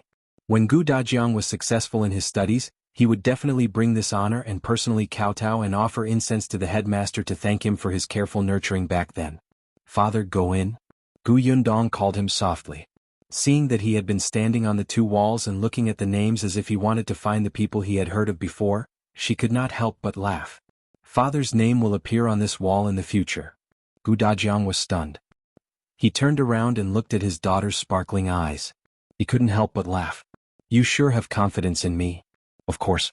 My father is the best, right? Gu Dajiang's heart surged. Just for his daughter's words, he had to pass Mountain Elder Chi's assessment and enter Tianhai Academy. He had to participate in the imperial examination and engrave his name on it. He raised his head slightly, turned around and strode towards the door. The gatekeeper guarding the entrance of the academy had already seen this family, but he did not go forward to ask. In fact, people often came to the Tianhai Academy to admire the names on the stone walls, especially those students who were about to take the examination. It was as if they could pass the exam just by looking at the names. The gatekeeper was already used to it. It was only when Gu Dajiang's family walked up the stairs that he raised his eyebrows in surprise. Please inform that I'm here to visit Mountain Elder Chi. Mountain Elder Chi? The gatekeeper was stunned when he saw Gu Dajiang take out a visitation card. This was also given by Qin Wenjing. Even the gatekeeper of the Tianhai Academy was literate. Looking at the contents of the visitation card, he suddenly came to a realization. So it's Mr. Gu. The Mountain Elder had previously instructed you to welcome you. Please follow me. Gu Yundong and Gu Dajiang looked at each other. Indeed, Qin Wenjing should have sent a letter to Mountain Elder Chi first. The family followed the gatekeeper into the academy. They went around the wall of shadows in front of the door and faced a square. The gatekeeper led them across the square and saw an ancestral hall. In the ancestral hall there was a statue of Confucius. It looked very solemn. After passing through the ancestral hall there was a bridge. Beyond that was the lecture hall. Gu Yundong could vaguely hear the students reading, but the gatekeeper did not lead them to the lecture hall. Instead, she walked around the long corridor to the right. This should be the school dormitory. The surroundings were green and quiet, completely different from the strict atmosphere in the lecture hall. Being in it instantly made one feel good. After that bridge is the Fate Hut where the Mountain Elder lives. This is my stop. Please help yourself. With that, he left. Gu Yundong looked at the Fate Hut, which was not far away, and thought to herself, it's really helping ourselves. Gu Dajiang tidied his clothes before carrying Gu Yunka onto the bridge. Gu Yundong and Madame Yang followed. Shui Rong did not come over and guarded the carriage outside. They had just reached the entrance of the Fate Hut, and before they could say anything, a voice came from inside. Come in.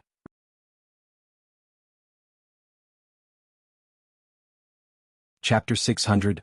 Can't he focus on health? Gu Dajiang was stunned. He felt that this voice was a little too young. As expected, there was a man in his 30s sitting inside. However, this man was dressed in a long robe and had a short beard. He looked like a sage. The man glanced at them and smiled. You're Gu Zicheng, right? Gu Dajiang's courtesy name was Zicheng, which was given to him by the old elementary scholar before he passed away. It meant that he hoped that he could withstand the unfair tribulations in his life and rise in the future. The man continued, I am the Mountain Elder of the Tianhai Academy. Come take a seat first. Gu Dajiang couldn't help but twitch his lips when he saw him trying his best to calm down. He said, "I'm Gu Zicheng. They are my family. Brother, please tell me where the mountain elder is." The man frowned. "Didn't I tell you? I am Mountain Elder Qi. What do you have to doubt?" "Brother, you're too young." Mountain Elder Qi was in his 50s. Even though this person had a beard, he didn't look like he had reached that stage, right? The man was a little displeased. "I just look young because I usually pay attention to my health. How did it become a reason for you to suspect me?" Gu Dajiang thought, "If you don't look so nervous, you might be more convincing." It seemed that Mountain Elder Qi was indeed not around. Gu Dajiang did not know where this student came from, but he was actually playing a prank in Mountain Elder's fate hut. Gu Dajiang shook his head. "Since Mountain Elder hasn't returned, I'll wait outside." With that, he carried Gu Yunka to the door again. He had just taken a step when he heard a sudden splashing sound behind him, followed by a voice. "Wait." 5 or 6 people suddenly came out from behind the screen. All of them were wearing the clothes of the academy students. They were of different ages.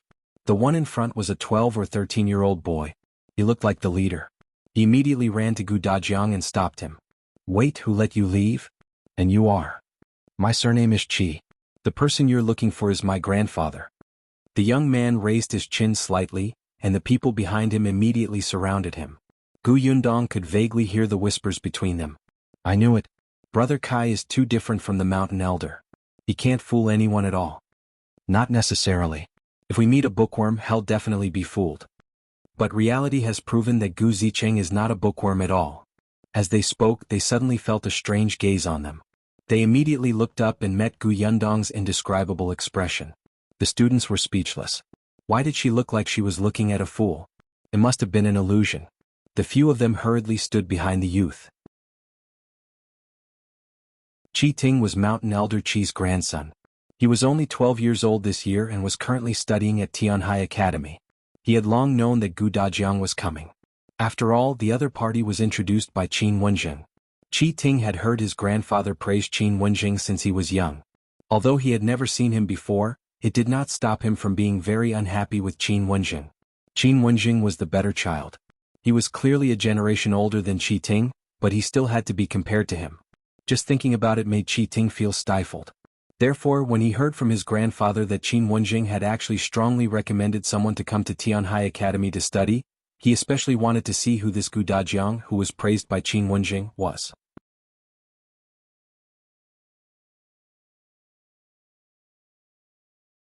Chapter 601. Test Qi Ting's first thought when he saw Gu Dajiang was, is there something wrong with this person's brain? Why did he bring his entire family with him when he came to study? And he's carrying a daughter in his arms? What Qi Ting didn't know was that if not for Gu Dajiang's strong objection, the people who came today would probably have formed a football team.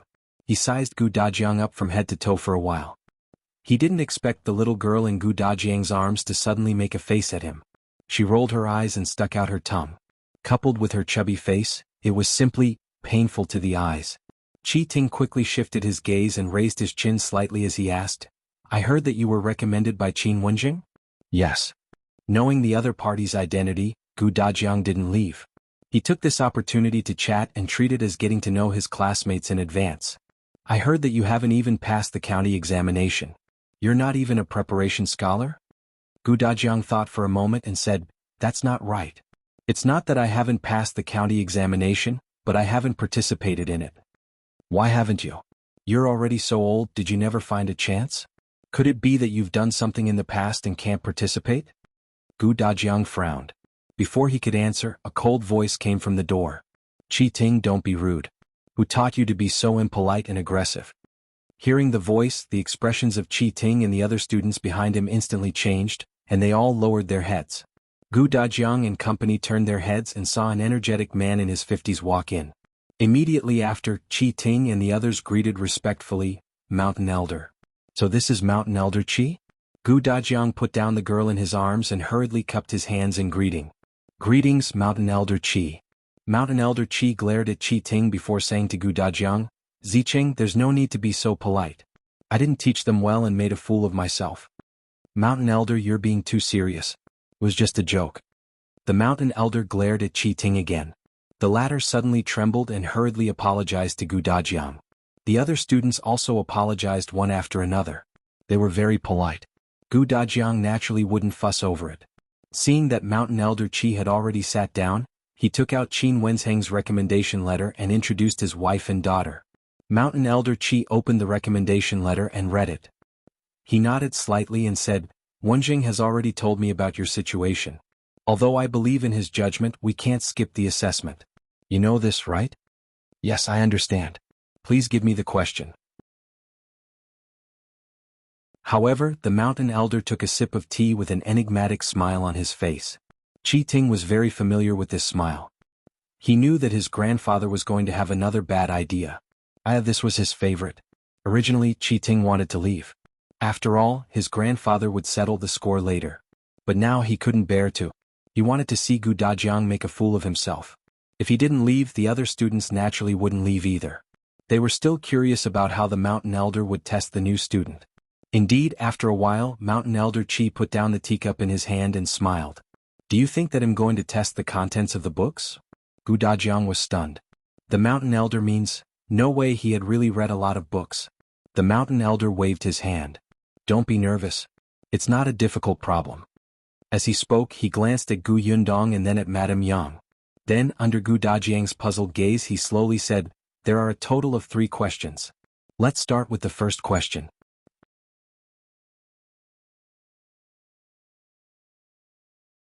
Chapter 602, Deadly Question. If one day when you become an official in a certain place, a bandit captures your wife and eldest daughter and uses them to threaten you. The mountain elder's voice was very calm, but when he spoke, everyone's ears could not help but prick up. Even Gu Yundong was the same. He stopped in the middle of his sentence and Qi Ting whispered, my grandfather must be asking if he could protect his country in the face of the threat of the bandits. He should sacrifice his wife and daughter's lives to serve the country. Even those who had been officials had such thoughts. This question was a repeated one without any novelty. But very quickly the mountain elder changed the topic and asked, and you can only save one person. Are you going to save your wife or your daughter? Everyone was speechless. Qi Ting felt his face hurt a little. Grandfather, your question is abnormal. Gu Yundong sighed secretly. Mountain Elder Qi was trying to stir up trouble. This was like a woman asking a man who should be saved first when his mother and wife fell into the water at the same time. As expected, Mountain Elder Qi had a gloating look in his eyes. He picked up the teacup and took another sip. He smiled and said, think about it slowly. There's no hurry. Unexpectedly, just as he finished speaking, Gu Dajiang said decisively, there's no need for me to save them. The mountain elder stopped in his tracks.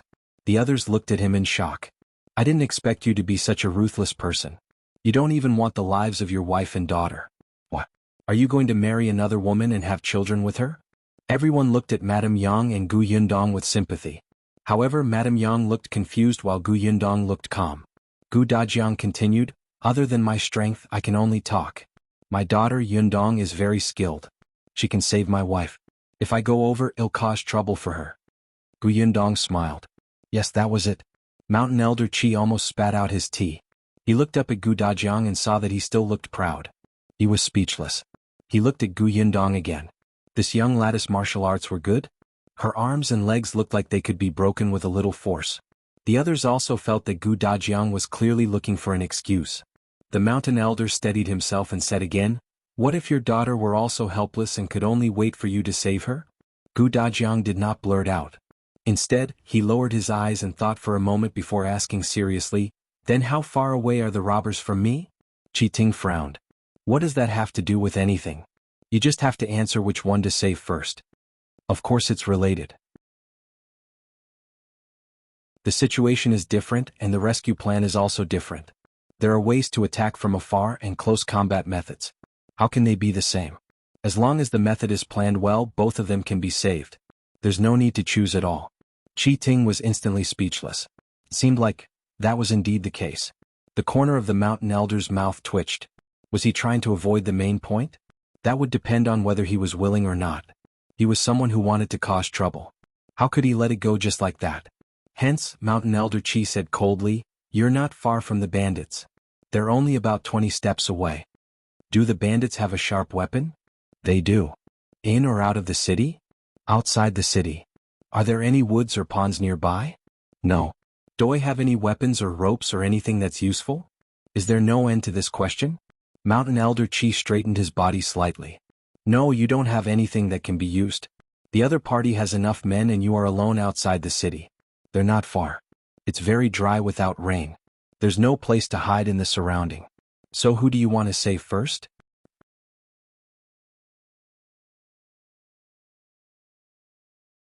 Chapter 603. The second question. After Mountain Elder Qi finished speaking, he saw Gu Dajiang looking at him with an indescribable expression. He frowned. What? Is there another problem? Gu Dajiang said, since the other party has sufficient manpower and am the only one without help, life-saving items, or a place to hide, why did the bandits capture my wife and daughter to threaten me? Wouldn't they just tie me up? Gu Yundong quickly covered her mouth and silently turned her head to look at a painting hanging on the wall not far away. Yes, it was written very boldly. She could not understand it at all, but she had to pretend to be very serious. The others in the Fate Hut were speechless. The Mountain Elder's tea stuck in his throat. He suddenly turned to look at Gu Yundong and asked with a smile, Little girl, you don't seem to care who your father saves first. Why don't you tell me who you want to save first if your father and mother are in danger at the same time? It wasn't over yet? Gu Yundong looked at the constipated Mountain Elder who had been choked by Gu Dajiang. She smiled and said, Grandpa Mountain Elder seems to like asking this question. Why don't you tell me who you will save first if young Master Qi and student Kai fall into the water at the same time? I'm the one asking you now. Why are you asking me instead? Gu Yundong nodded innocently. That's right. It's Grandpa Mountain Elder who's evaluating my father now. Why are you asking about me? I've never thought of entering Tianhai Academy. Like the father, like the daughter. They had the same eloquence. The Mountain Elder was a little angry. No wonder Qin Wenjing had written in the letter that he could go ahead with the test, no matter how difficult it was. How could he do the exam? The student asked more questions than the teacher. After that, she even looked at him like he was old and his brain was not working well. It seemed that he would not be able to get an answer to the first question even if he asked again. He would just take it that the man had passed. All right. The first question is considered passed. Let's go to the second question next. Gu Dajiang sat upright and nodded. Please ask, Mountain Elder. I won't ask this time. The second question is for you to do something. What is it? The Mountain Elder pointed outside. They'll give you an hour. Go to the lecture hall and ask each of the 20 students for a piece of calligraphy or painting. Calligraphy or painting? Yes, what's the problem? Gu Dajiang shook his head. No problem. Gu Yundong thought for a moment. It was 2 hours. On average, it was 3 minutes for each student. This did not include the time needed to go back and forth. It was indeed quite urgent. The problem was that students were very protective of their calligraphy and paintings these days. It was unlikely that they would casually hand them over to others, let alone a complete stranger. Gu Yundong looked at Mountain Elder Qi, who also looked at her and laughed. Let's begin now. He gestured at Gu Dajiang. Yes, sir. Gu Dajiang nodded but did not walk out. Instead, he walked to Gu Yundong's ear and whispered a few words. When Gu Yundong heard this, she nodded with a smile and took out something from her sleeve. In fact, it was taken from the space but others could not see it. Qi Ting craned his neck to take a look, but Gu Dajiang quickly put it away without letting anyone see it. Then he turned around and cupped his hands at Mountain Elder Qi. It'll go now. You only have an hour. Mountain Elder Qi reminded him.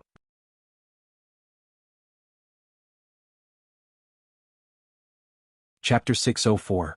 Gu Dajiang is finished. Gu Dajiang smiled. That should be enough. Then, under everyone's curious gazes, he strode out of the Fate Hut. His back was tall and straight and he was not afraid at all. Qi Ting was a little itchy and wanted to know how he could get it. Therefore he pulled a student beside him and whispered, Brother Zhua, follow him and see how he does it. All right, I'll go now. Zhuo Guang was excited.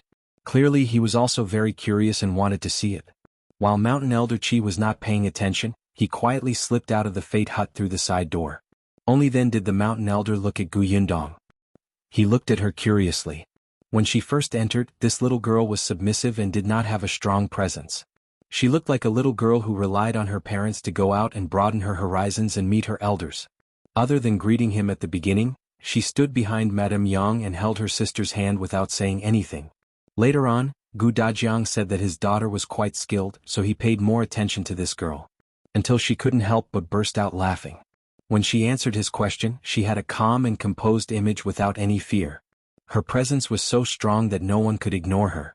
This young lady was quite interesting. He could not help but pour a cup of tea for Gu Yundong and asked, "What did you give your father?" Gu Yundong drank the tea quickly, but she did not answer his question honestly. "Won't Grandpa Mountain Elder know in a while? You're quite tight-lipped." The Mountain Elder leaned forward slightly and took a few more glances. He realized that this young lady was actually very good-looking. Especially, even though she was so young, she actually had an aura that no one dared to underestimate. He turned around and looked at his grandson. The two of them seemed to be about the same age.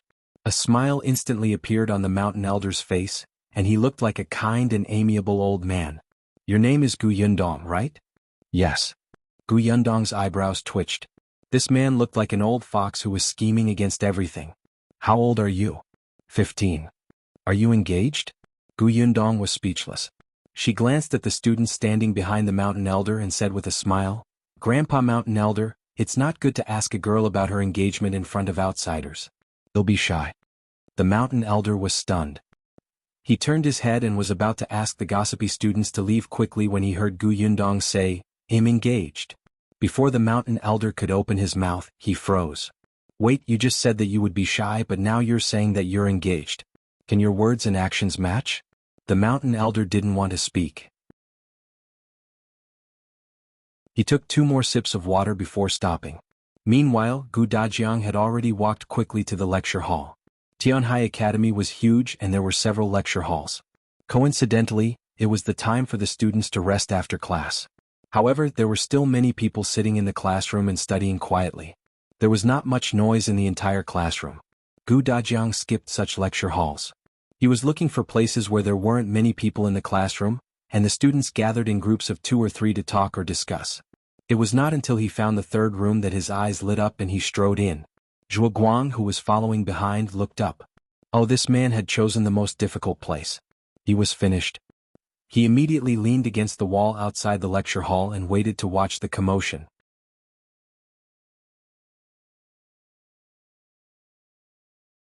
Chapter 605.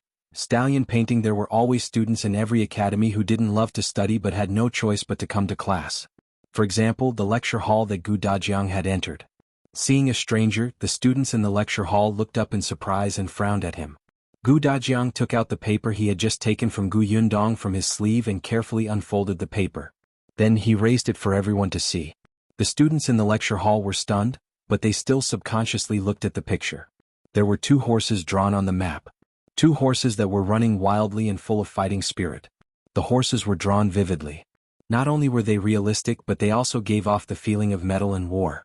One could not help but feel excited when they saw them. It was just like how men nowadays treat cars as their wives. Those days, horses were men's favorite, even for these students who studied in school all day and occasionally learned how to ride horses and shoot arrows. The moment they saw the picture of the horses, their gaze was fixed on it. 2 people could not help but come forward. When the others saw this, regardless of whether they were interested or not, they would follow. This was enough for Gu Dajiang. "Your picture of horses looks pretty good. Did you draw it?" someone asked. Gu Dajiang shook his head. "It was drawn by a skilled artist." "Skilled artist?" A student sneered. To say that the artist was skilled in the Tianhai Academy, which was filled with talents. Was he joking? However, very quickly someone realized that this painting was really different. The layman only looked at the surface. As long as it was good-looking, it was fine. The expert looked at the technique. Gradually, some students came closer to look at the composition of the horses, and some students who liked painting and calligraphy slowly became excited. This is a charcoal painting that has become popular recently, but this is the first time I've seen such a delicate and smooth painting. Look at these lines. They're fine and powerful, and they're dyed layer by layer from shallow to deep.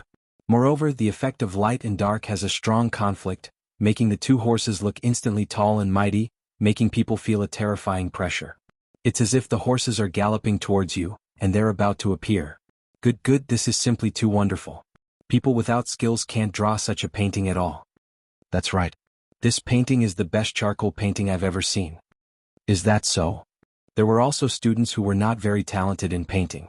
Hearing this, they asked, "Better than our academy's Master Xia?"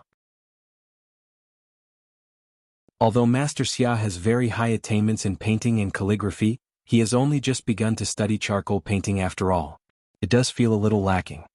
Last time I saw Master Xia throwing paper all over the ground. He seemed to be very troubled too.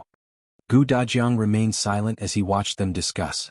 After a while, someone finally came out and asked him, "Brother, you said this was the work by a skilled painter. I wonder where that painter is. Can you introduce him?" Gu Dajiang shook his head. "That painter keeps a low profile, so it's not convenient to meet them. However, if everyone present wants to improve your painting skills, there's a way." "What is it?" Someone immediately said anxiously, "I've drawn many charcoal drawings like this, but it's always not smooth enough. I don't know what's wrong. Tell me, how can I improve it?" There were also people who expressed their doubts. "Brother, aren't you being too confident? Everyone encounters different problems. You only have one method and not everyone can use it."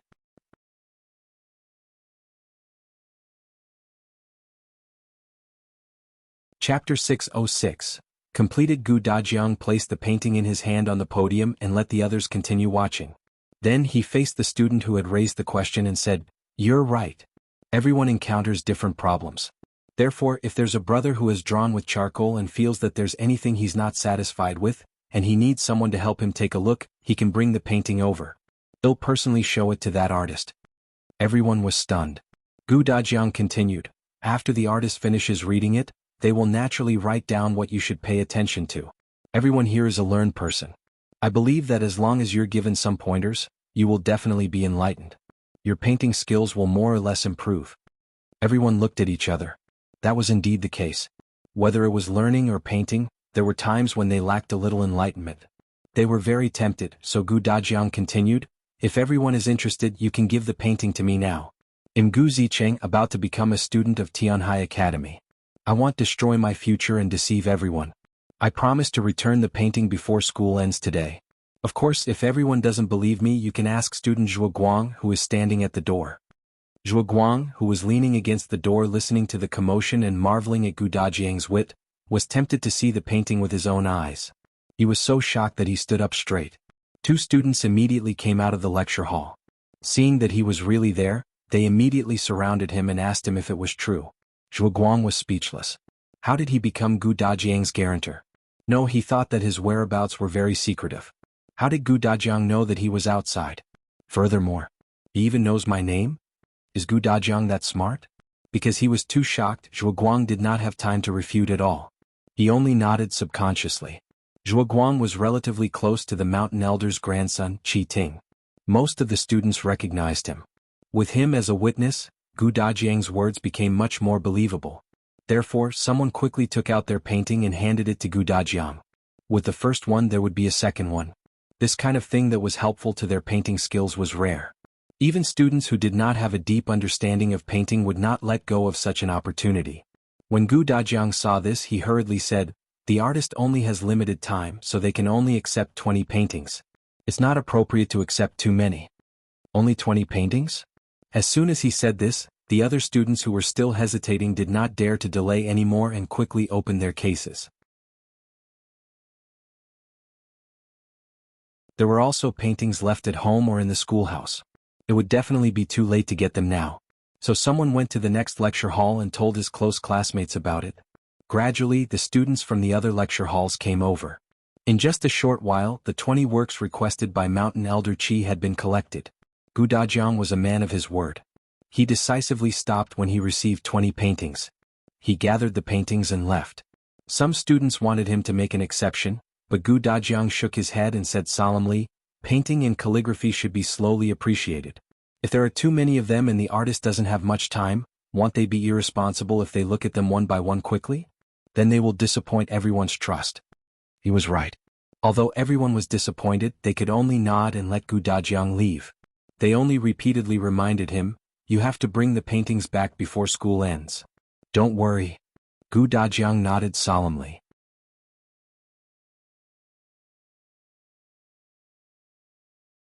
Chapter 607. You gave it to him? Zhuangzi, who was outside the door, calculated that only half of the time had passed. Wasn't this speed a little too fast? Was Gu Dajiang the devil?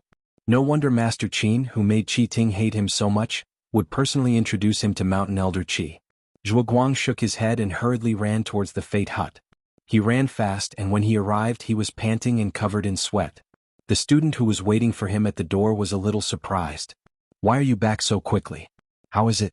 Can Gu Zicheng do it?" Zhuangzi took 2 deep breaths before swallowing his dry throat and nodding. He did it? He's on his way back now.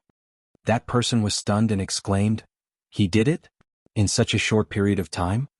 Everyone in the Fate Hut heard it. Mountain Elder Qi immediately let Zhuangzi in. Qi Ting couldn't wait. How did he do it? Tell me. It was Mountain Elder Qi who poured him a glass of water first and let him drink it. Take your time. After he went to the lecture hall, he took out a painting. Zhuangzi recounted everything that Dajiang had done along the way. He spoke vividly and occasionally with body language. Perhaps because he was too shocked by Dajiang's actions, he couldn't help but exaggerate. Hence, Dajiang, who was presented to everyone, was simply like a genius. With just a few words, he could settle the matter that everyone felt was extremely difficult. Qi Ting and the others really didn't expect him to have such a move. After hearing this, they couldn't help but fall silent. They had also thought about what they would do if they were in his shoes. Their first thought was to ask them one by one and persuade them. However, this method took time and the success rate was not high. Dajiang took another path. He threw out the bait and waited for them to deliver themselves to him without any effort. Everyone exclaimed. At this moment they had a whole new level of respect for Dajiang. Only Mountain Elder Qi seemed to be deep in thought. After a while, he looked at Yundong and said with a smile, "So, the thing you secretly gave your father previously was that steed painting?" "Yes." This time, Yundong's answer was very straightforward. "Who drew that picture? Qin Wenjing?" As soon as the Mountain Elder finished speaking, he heard Qi Ting say, "Qin Wenjing drew it? Then I have to see how outstanding it is." After saying that, he looked at Zhuangzi. "Have you seen it before?" Zhuangzi looked bitter. "I didn't go in." Yundong actually wanted to proudly announce that she had drawn it, but she could not get a word in. Now that conditions allowed it, painting was her hobby. Naturally, Yundong could not bear to leave it behind.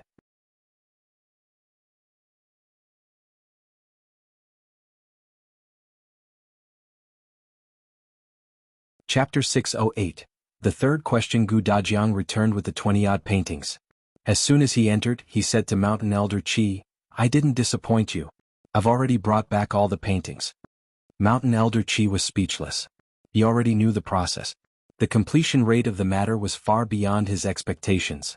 He asked Dajiang to put all 20 paintings on the table and looked at them one by one. There was indeed no problem. Finally, Mountain Elder Qi's gaze landed on the horse painting in Dajiang's hand.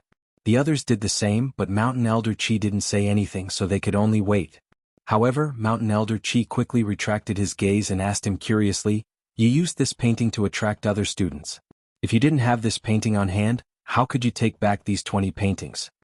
Dajiang said, "Then I can only ask other students for them. There are some students in the academy who don't have good family backgrounds. They sell paintings or help others write letters to support themselves financially. There should be more than one who wants to reduce the burden. As long as I find one, that student will definitely be able to help me find the other 19. Although there were students in the academy who spent money like water and cared about their reputation despite their family's difficulties, there were definitely students who wanted to reduce their family's burden and rely on themselves. Naturally, there were also such students who formed groups. Dajiang actually empathized with such people, so he could tell at a glance. As long as he secretly negotiated with them, he believed that it wouldn't be long before he could complete the mission. The Mountain Elder raised his eyebrows. It made sense.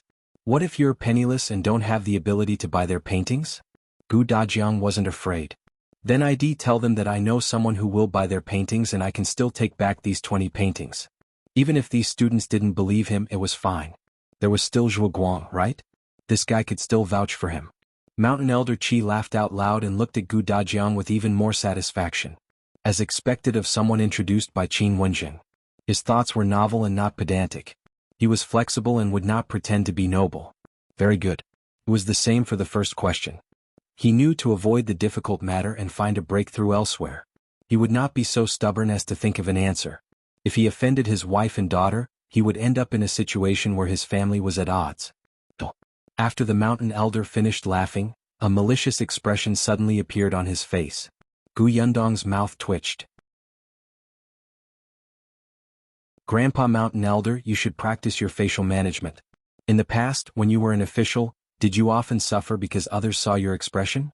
Was that why you resigned early and came back to teach?" The Mountain Elder said, "Regarding the second question, you have indeed passed.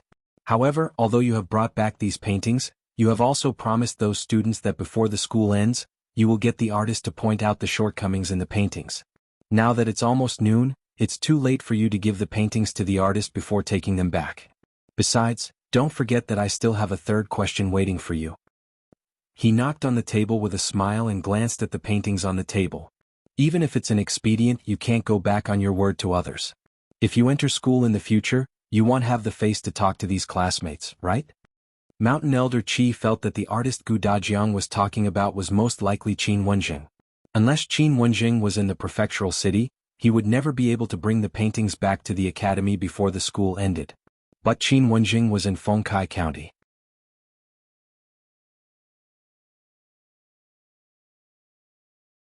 Chapter 609. Should I remind Gu Yundong? Gu Dajiang wasn't nervous. It's indeed almost noon. Please give me the third question. The mountain elder was stunned. Did she not understand what he said just now? That shouldn't be the case. Gu Dajiang was such a smart person. It was only when he saw Gu Yundong stand up and carry the 20 paintings back that he was slightly stunned and came to a realization. That's right, Gu Dajiang still had his sharp-tongued daughter. Gu Dajiang could pass the third test in peace while his daughter took the paintings away and get help. Alright, then he'll talk about the third one. Mountain Elder Qi said, the third one isn't difficult. You have to go to a lecture hall that's in the middle of a lesson. After you're done listening, write an essay for me. The third was the true test of Gu Dajiang's knowledge. It was really not difficult in a way. Most people who had read books knew how to write an article. Moreover, this article did not have any restrictions. You could cut in from any angle and do whatever you wanted. However, it was difficult in another way. After all, the person reviewing the article was Mountain Elder Qi. As the Mountain Elder of an academy and an official for many years, it was said that he had participated in the imperial examination in the past. To Mountain Elder Qi, who had read too many good essays, an essay that was too mediocre and not eye-catching would disappoint him. Furthermore, although Gu Dajiang had read many books and had written some articles in private, no one helped him review them. There was no interaction. It was a weakness. Gu Dajiang felt that this was the true test for him. The Mountain Elder looked at him and frowned slightly. He asked, "Why? Is there a problem?" "No." He shook his head and said, "It's just that my wife and daughter ate breakfast early.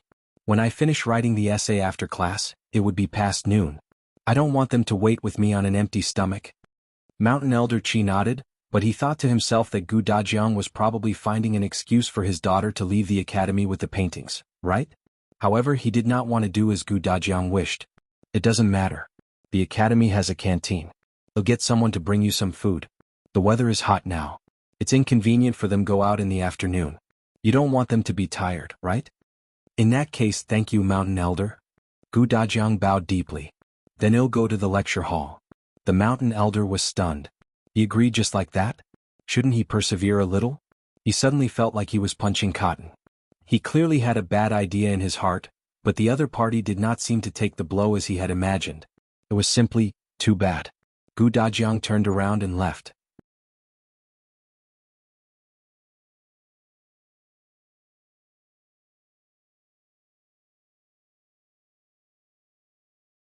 Chapter 610. Gu Yundong's painting. Mountain Elder Qi cleared his throat, glanced at Gu Yundong and said, "Miss Gu, the school ends at 1700 hours in the Tianhai Academy."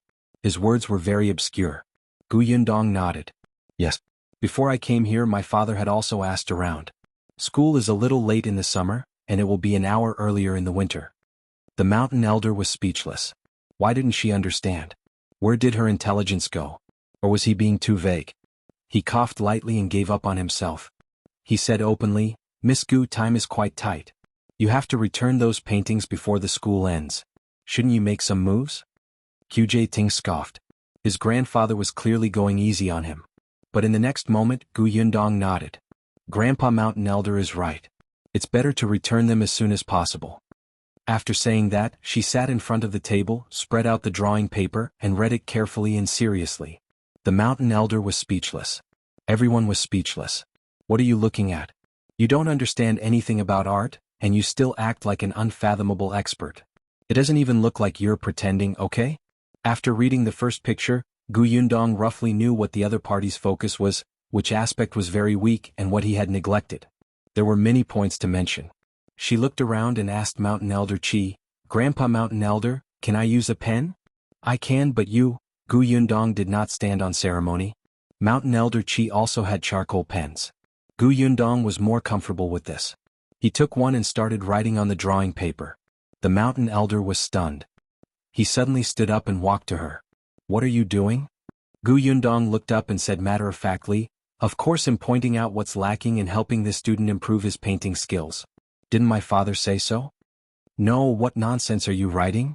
Qi Ting and the others quickly walked forward and said angrily, your father asked you to let the painter who drew the painting of horses point it out, not for you to mess around here. Do you know how much the students of our academy cherish these paintings? How can they let you paint randomly on them? Do you know that you've ruined their hard work?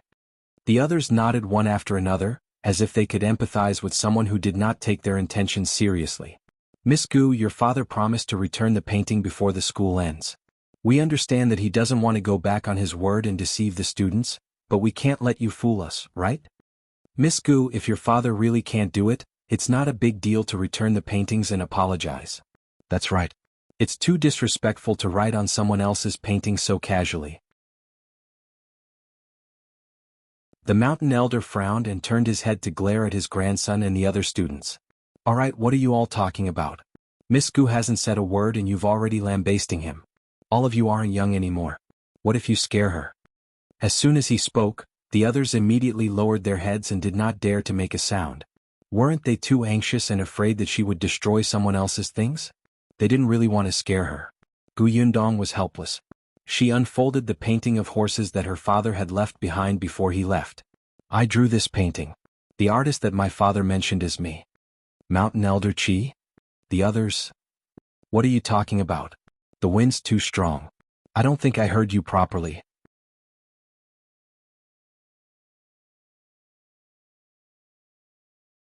Chapter 611. Cute students. The Mountain Elder could not help but look at Gu Yundong. Then he lowered his head and looked at the picture of horses on the table. Then he continued to look at Gu Yundong and then at the picture of horses. He repeated this several times, but he was still in a daze. The others did the same thing. Gu Yundong wanted to laugh. Thinking about it, it made sense. If it were her, she wouldn't believe it either. After a while, someone finally asked with difficulty, You're not bluffing, right? Gu Yundong simply took out a piece of drawing paper from the side and twirled the charcoal pen in her hand. Then she placed it on the paper and started drawing. Her movements were very fast. It was obvious that she was familiar with it, as if she had practiced it thousands of times. Not long after, a simple version of Mountain Elder Qi appeared on the paper. It looked very smooth. The picture of horses was really drawn by me. Gu Yundong emphasized it again and said helplessly, so my father did not lie to anyone. Now, can I write on the painting? Everyone was stunned by Gu Yundong's actions.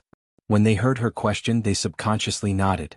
Gu Yundong ignored them and lowered her head to look at the second painting. After she finished writing her opinion, a student suddenly jumped in front of Gu Yundong. His face was red and he said excitedly, You actually drew the picture of horses. Miss Gu, your drawing skills are too good. Actually, I'm very interested in charcoal drawing. I have many works in my dormitory. Can you help me take a look? Please visit Site Histories, C0M, maybe Y0 you will Eng0 Y the captivating SH0 RTST0 rise. And me? I've been thinking about it for days. Miss, please wait a moment. I'll go to the schoolhouse to get the painting. Gu Yundong raised her head and looked at these people in surprise. These days, most of the students were aloof, especially in terms of learning. They might not look down on women, but they were definitely unwilling to consult a girl who was younger than them. It would make them feel embarrassed. Qin Wenjing was an exception. From his attitude towards his wife, it could be seen that he respected women and would not underestimate them. But Gu Yundong suddenly felt that it was the right choice for her father to come to Tianhai Academy to study. Of course, Gu Yundong did not mind interacting more with such a group of adorable students who were modestly asking questions and focused on improving their knowledge. However, the Mountain Elder was unhappy.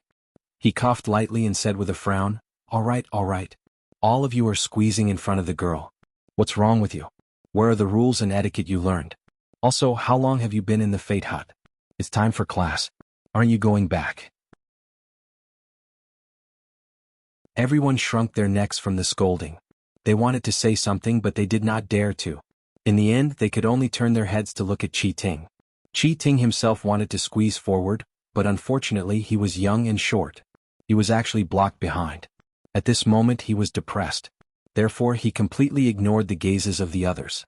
The mountain elder glared at everyone again. Only then did these people lower their heads and leave dejectedly. Ting did not leave. The mountain elder frowned and looked at him majestically. What? Are you still not leaving? Grandfather, there are important guests at home. As the host, how can I not stay and entertain them? Ting said righteously. Moreover, it's almost noon. I'll go to the canteen to get food for them. With that, he ran to the reception hall to get the food box and left. As soon as he left, Mountain Elder Qi pursed his lips. He immediately moved a chair and sat beside Gu Yundong calmly.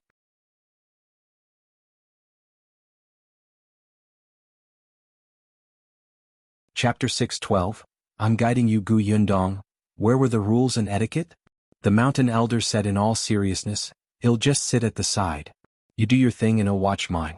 Don't worry, I won't make a sound to disturb you. Gu Yundong's hand that was holding the charcoal pen was a little stiff. Mountain Elder Qi, you've been an official for many years and have an imposing aura. You're already disturbing me by sitting beside me, okay? Hurry up. You have a total of 20 paintings. Mountain Elder Qi still had a serious expression. They'll take the opportunity to see how your handwriting is and give you some pointers. Gu Yundong was speechless. This was the first time she had seen someone stealing skills from others in such a refreshing and refined manner. What? Do you think I can't guide you? Seeing that she did not move for a long time, Mountain Elder Qi became a little anxious. He immediately said with a straight face, Do you know how many people in Tianhai Academy want to receive half a word of advice from me? Gu Yundong smiled. No, it's my honor to have the Mountain Elder's guidance. Yes. Mountain Elder Qi nodded in satisfaction. Gu Yundong secretly heaved a sigh of relief and lowered her head to look at the paintings. Her speed was not considered fast, but her serious and responsible attitude made Mountain Elder Qi nod repeatedly. After reviewing one, Gu Yundong carefully placed it aside. Then, Mountain Elder Qi took it over as if he was really looking at her handwriting. As he read, he said, Your handwriting is not bad, but the style is a little strange. That was all he said. Then he began to focus on the painting and read Gu Yundong's comments. Gu Yundong's mouth twitched. Forget it, as long as he was happy. She continued to flip through the next painting. Just as she was about to write, hurried footsteps suddenly came from outside the door. Gu Yundong was stunned for a moment when the mountain elder beside her suddenly stood up. He was a few steps away from the desk, as if it had been someone else who was sitting at the side and looking at the painting. He had just taken 2 steps when Ting came in with a lunchbox. The mountain elder nodded at him. All right, since the food has been brought back, bring Madame Gu and second Miss Gu to the reception hall to eat first. Remember to entertain them well. Ting's hand, which was about to put down the lunchbox, paused. Me? Of course. Aren't you the master? Ting glanced at little Yunka and Madame Yang, who were playing with the puzzle pieces not far away. This puzzle was given to them by Mountain Elder Qi. It was a good toy for children. He glanced at Mountain Elder Qi and Gu Yundong, who did not seem to intend to eat now. He could only accept his fate and call the 2 of them to the reception hall at the back. The little girl looked at Gu Yundong, who nodded. Go ahead. Eldest sister will wait for father to come back before having lunch. You and mother can go eat first. She was indeed not hungry. It was not time for lunch yet. But Gu Yunka was different. The young lady did not eat much in the morning. Usually when she was at home they would prepare some snacks or fruits. When she was hungry she could fill her stomach. However, she was coming to Tianhai Academy today. The young lady had heard from her brother that she could not eat casually in school, so she did not bring any snacks. In fact, she was already a little hungry. With Gu Yundong's approval, she put down the puzzle and obediently held Madame Yang's hand as she followed behind Ting. Gu Yundong continued to examine the paintings on the table. Ting led them to wash their hands first. Madame Yang and Gu Yunka were quiet. After washing their hands, Madame Yang wiped her hands with a handkerchief. Ting watched from the side. He was about to say that a brat was a brat who needed someone else to wipe her hands. Who knew that in the next moment, his eyes suddenly widened.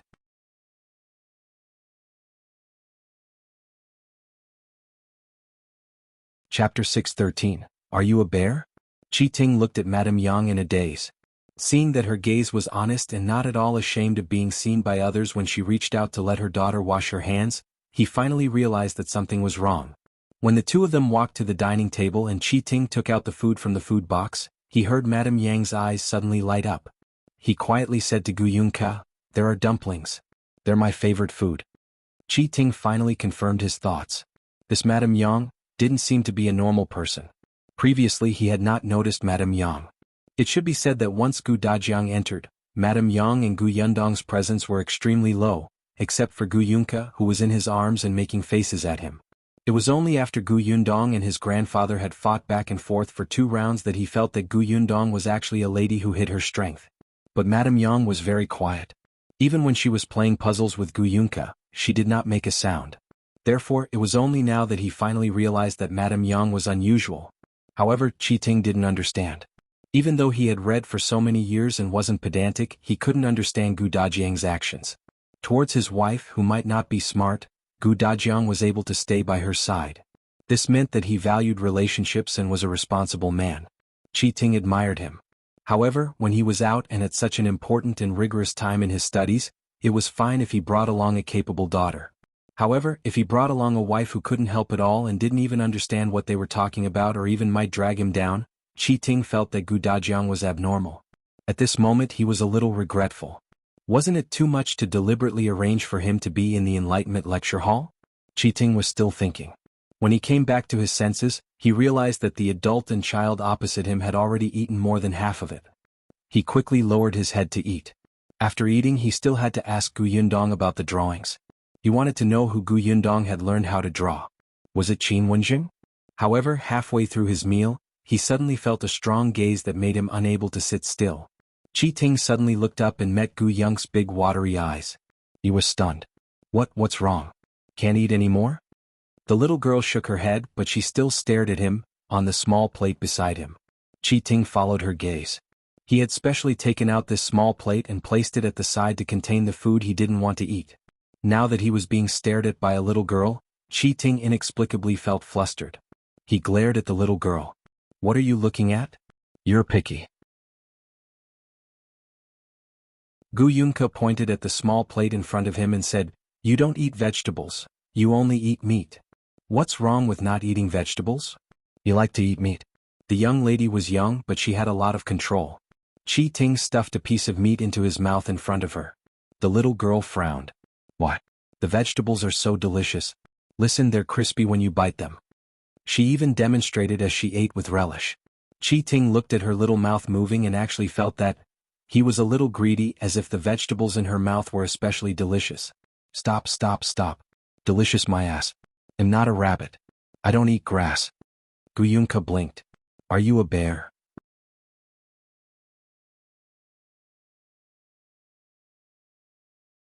Chapter 6:14. This person has evil intentions. What bear? Qi Ting suddenly stood up. "Are you cursing me?" Gu Yunka looked confused. "No, I heard from Brother Amao that bears only eat meat."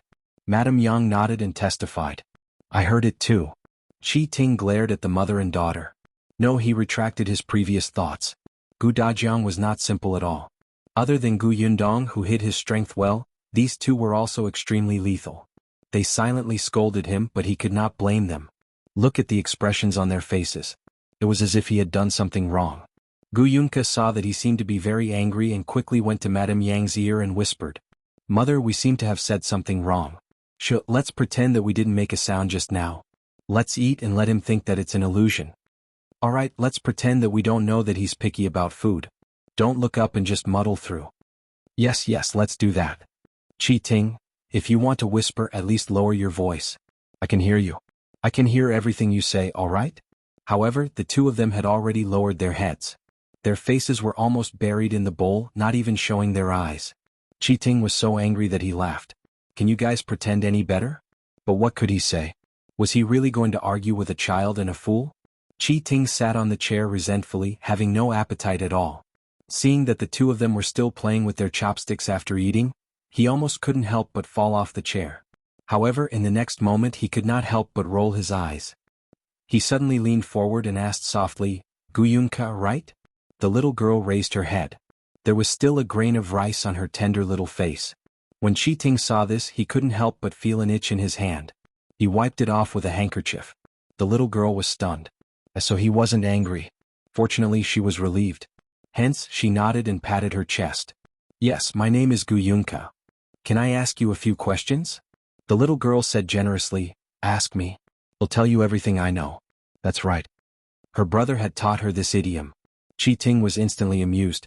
So, you know everything? Yes, I know a lot. The little girl was very proud. Although I'm only 4 years old. Is that so? A glint flashed across Qi Ting's eyes. Then tell me, who did your elder sister learn her drawing skills from? Qin Wenjing? Gu Yunke immediately shrunk her neck. Oh no, she did not know the answer to this question. Moreover, it was about eldest sister. Aunt Ku had said that she could not tell others about eldest sister, especially men. If that happened, eldest sister's reputation would be greatly affected. After thinking for a while, the little girl could only say weakly, Can you change the question? Qi Ting was stunned and pondered for a moment. Perhaps this question was a little difficult for her. Hence he changed the question. Is your sister very familiar with Qin Wenjing? He actually wanted to know about Qin Wenjing. The young lady was unhappy. Why did he keep asking about big sister? He definitely had ill intentions. So she shook her head decisively. I don't know. Qi Ting was impatient. Seeing this, he was a little annoyed. Didn't you say that you know everything? That's right. Gu Yunke looked as if she was telling the truth. Qi Ting said, All right, then tell me, what do you know?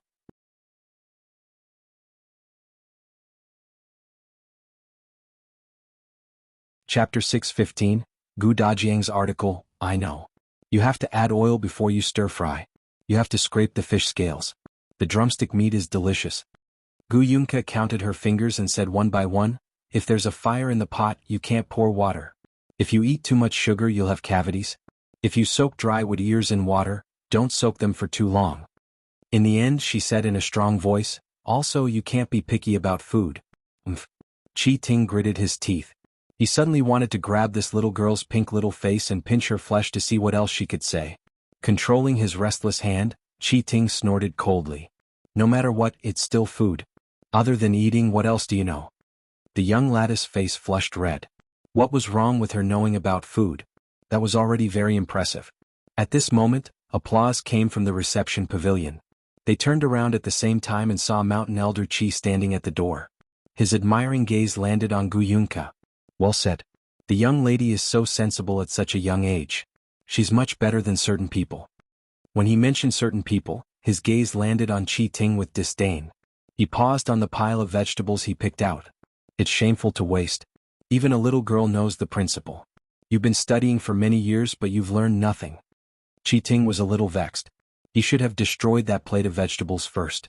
It was all because of this little girl. He looked at Gu Yunke. The young lady had already run to Gu Yundong's side. Eldest sister, I'm done eating. Was the food good? Gu Yundong took out a handkerchief and wiped her mouth. The little girl was instantly satisfied and nodded vigorously. It's delicious. I ate so much. Gu Yundong patted her head and held her hand as they walked back into the reception pavilion. When she passed by Qi Ting, she turned her head and glanced at him. Although she didn't say anything, the blatant contempt in her eyes was especially conspicuous. Qi Ting almost fainted from anger. Wasn't it just discriminating against him for being picky? He would eat for them to see. He angrily picked up the plate and poured the vegetables into his mouth. He took a few bites and swallowed them. Gu Yunke looked at him worriedly. Why did he eat vegetables as if they were poison? The little girl couldn't understand. Qi Ting went out after eating. Unexpectedly, Gu Dajiang returned just as he walked out. Qi Ting turned around again. He wanted to see what good article Gu Dajiang could write after his class. When the mountain elder saw him, he hurriedly called him over to eat, telling Gu Dajiang that he could write after eating. Gu Dajiang didn't stand on ceremony. He was indeed hungry. However, he ate quite fast. After all, he did have some ideas in his mind at the moment. It was better to write them down as soon as possible.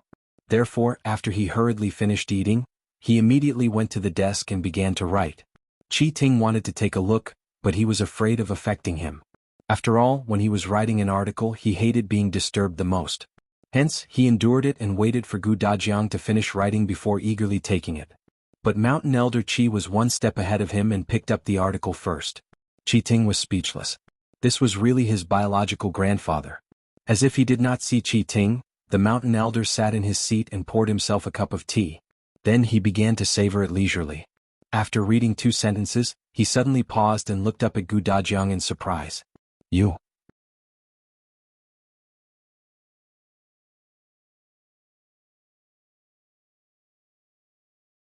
Chapter 6:16. One less person. Mountain Elder Qi confirmed again that he was not seeing things. He still asked in disbelief, "You went to class and became a teacher?" Gu Dajiang was indeed brought to the Enlightenment Lecture Hall. He was tall and not young. The table in the Enlightenment Lecture Hall was a little low. Gu Dajiang sat at the back, making the other students curious. The teacher was also very helpless, but knowing that this was the Mountain Elder's request, he could only pretend not to see Gu Dajiang and continue his class. However, halfway through the lecture, the teacher suddenly had an uncomfortable feeling in his stomach. He could only temporarily assign the students the task of reading books and leave the lecture hall. As soon as he left, the children, who were still young and naughty, immediately started buzzing. There were also a few mischievous children who ran to Gu Dajiang's side and surrounded him to ask questions. Gu Dajiang saw that this wouldn't do. Coincidentally, he knew the knowledge of the preparation class. Furthermore, he realized that this teacher's lectures were a little boring. Perhaps it was fine to teach older students, but it was quite tortuous for these children who couldn't sit still.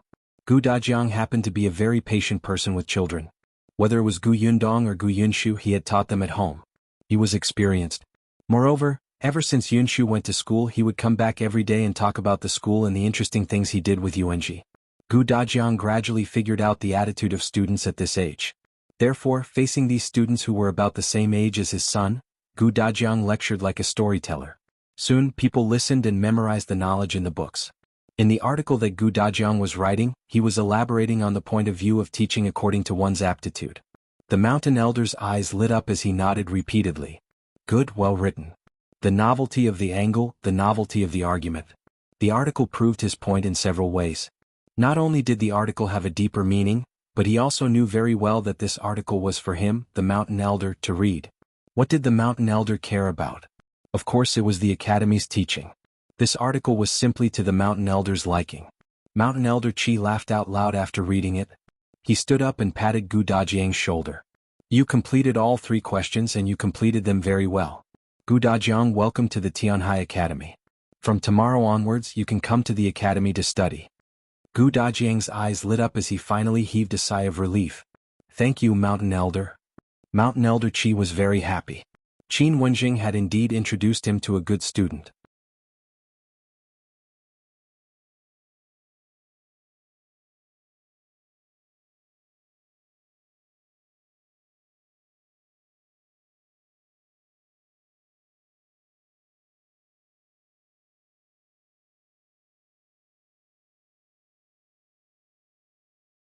Chapter 6:18. Poor child, if Big Sis said that something was delicious, it would definitely be especially delicious. Gu Yunka thought of the fried chicken wings, the soft cake, and the sweet and fragrant double-skinned milk. She could not wait. Although Madame Yang did not say anything, she could not help but speed up. Qi Ting was speechless. What was going on with this family? Eating a worm was like eating a delicacy. He couldn't bear to look at them. He simply couldn't bear to look at them. He shook his head. Out of sight, out of mind. He strode forward and led the way. But as they walked, they slowed down. After a while Gu Dajiang and Gu Yundong were talking, he quietly walked to Gu Yung's side. The little girl was in Madame Yang's arms and felt a little strange when she saw him retreat to her side. Qi Ting asked her softly, "Are you really going to eat that thing?" Big Sis said, "It's delicious. But those are insects. How can insects be eaten? Isn't it disgusting?" Qi Ting felt extremely disgusted just thinking about it. The little girl frowned and was very dissatisfied. "It is edible. When I was fleeing for life, I ate everything including soil. You're picky." Qi Ting was very indignant at her accusation. Even if he wasn't picky about food, he wouldn't eat soil, right?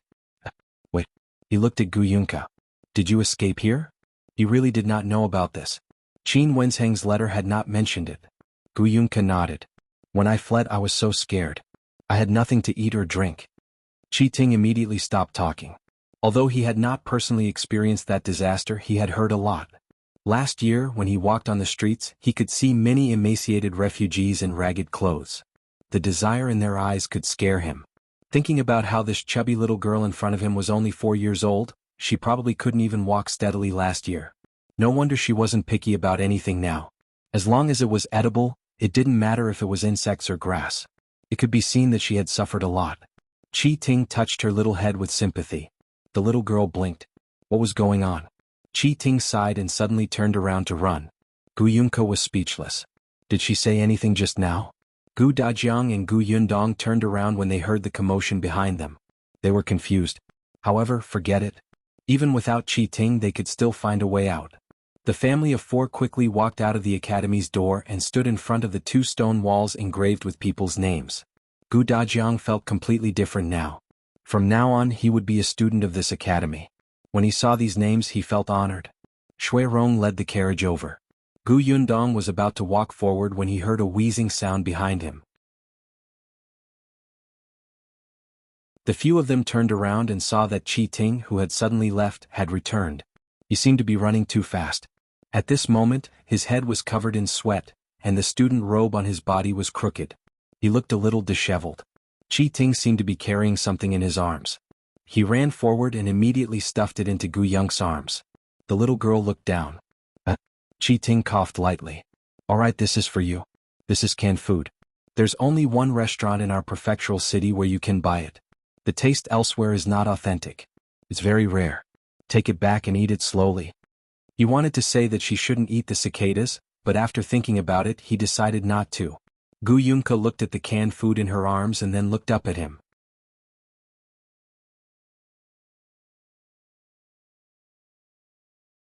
Chapter 619.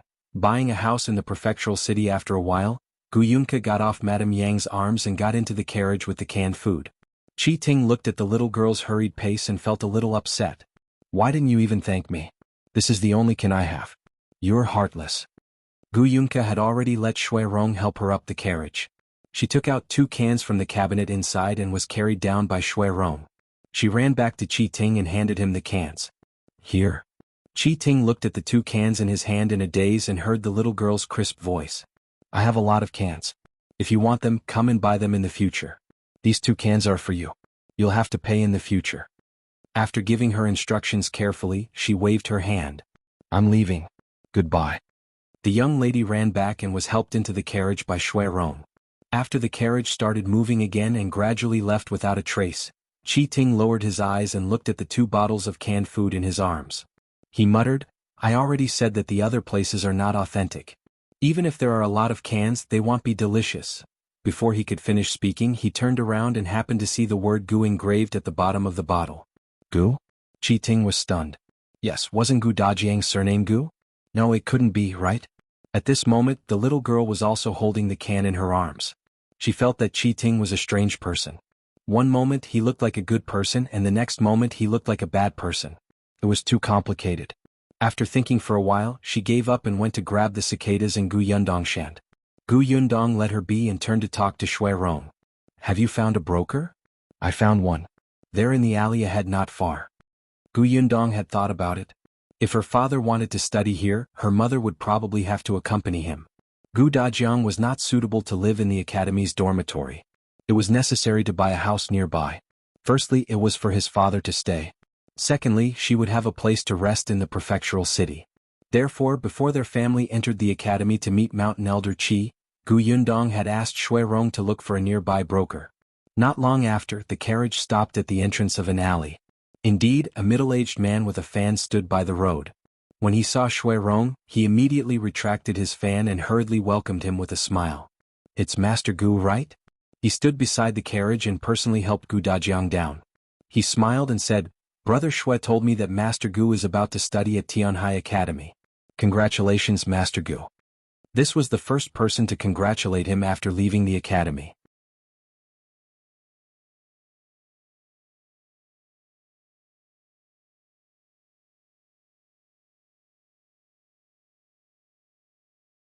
Chapter 620, Seducing Her Father? The first house the broker brought them to was a courtyard that was slightly larger than Aunt Kes' house.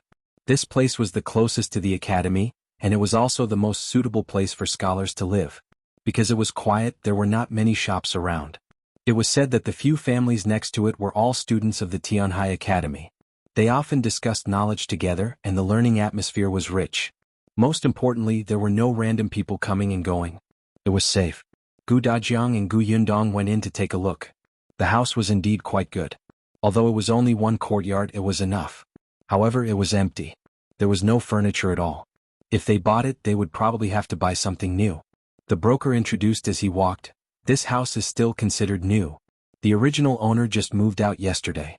If you had come 2 days earlier, I'm afraid they wouldn't have been able to vacate it." As he spoke, he checked their reactions. Gu Yundong did not say anything and Gu Dajiang did not show any expression. After looking around, the three of them came out. The broker led them to the second house. The second house was a little further away, but the road outside the gate was very wide. It was not a problem for 2 carriages to travel side by side. There were some grocery stores around that sold daily stuff. They were not big, but they were very convenient and not noisy. When Gu Dajiang and Gu Yundong reached the door, they liked this environment. Moreover, this house seemed to be new. It should have been renovated not long ago. The broker took the key and opened the door. Gu Yundong was about to walk forward when he saw the neighbor's door open and a woman walk out. She was slightly stunned when she saw Gu Yundong and his daughter standing at the door. The broker was already calling them over. "Master Gu, Miss Gu, come in and take a look." Gu Yundong and his father entered the main gate and saw a persimmon tree planted in the courtyard.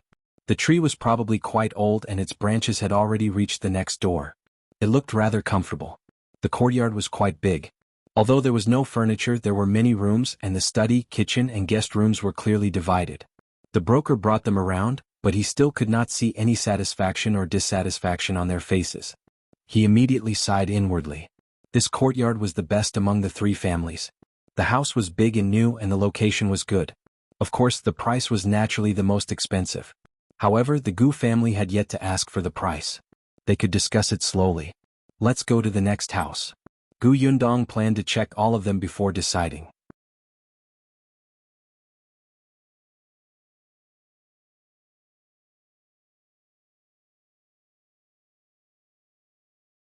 Chapter 621. Decided. Gu Yundong shivered and quickened his pace. The broker took them to the third house. This one had 2 courtyards. It was smaller than the previous one, but it was not bad. There were also shops around. There was a little noise, but it was very convenient to travel. What satisfied Gu Yundong the most was that there was a well about 10 meters away from the house. It was very convenient to get water. There was a river just beyond the end of the alley behind the house. It was also convenient to wash clothes. This place was very suitable for living, but it was not suitable for studying. Gu Yundong walked to Gu Dajiang's side and asked him softly, "Father, which of these 3 houses do you think is the best?" She thought that Gu Dajiang would choose the first school. The atmosphere there was the most intense. Unexpectedly, he pointed here and said, "This house is the best. It's neither big nor small and it's convenient to go out. If your mother wants to go shopping later, there's no need to go far away. If your mother wants to talk, there's no need to suppress her voice. Also, this courtyard can grow flowers for your mother." What Gu Dajiang didn't say was that Madame Yang used to like to plant flowers, but when she was in the Gu family, conditions didn't allow it. Later, when they arrived at Yongfu village, Gu Yundong did not know that she had such a hobby. She only saw her mother sometimes holding a kettle and watering the fruits and vegetables in the courtyard. Gu Yundong was speechless when she heard Gu Dajiang's reasons. She paused and asked hesitantly, "Father, don't you think that the noise will affect your studies?" Gu Dajiang was stunned. He laughed and said, "The noise? You think this is noise? In the past it was noisy in Gu village. When I was an accountant, there were countless customers coming and going in that restaurant. They kept talking every now and then. Yet I was still able to read books, right?" Gu Yundong slapped her forehead. Yes, her father had never been afraid of noise. He had long developed a bronze skin and iron bones. Moreover, this was a house with 2 courtyards. He would be reading in the study at the back and there was almost no sound. "This one then?" Gu Dajiang nodded. Seeing that they were whispering, the broker did not disturb them. Seeing that they were almost done with their discussion, he smiled and asked, "Master Gu, Miss Gu, have you thought about it? Do you like any of the 3 houses? If not, you have to find a place further away from the academy, or you can rent a house. However, it's always inconvenient to rent a house. The main reason is that if the owner suddenly don't want to rent the house anymore, it's very troublesome to find another house." Gu Yundong nodded. "What's the price of these 3 houses?"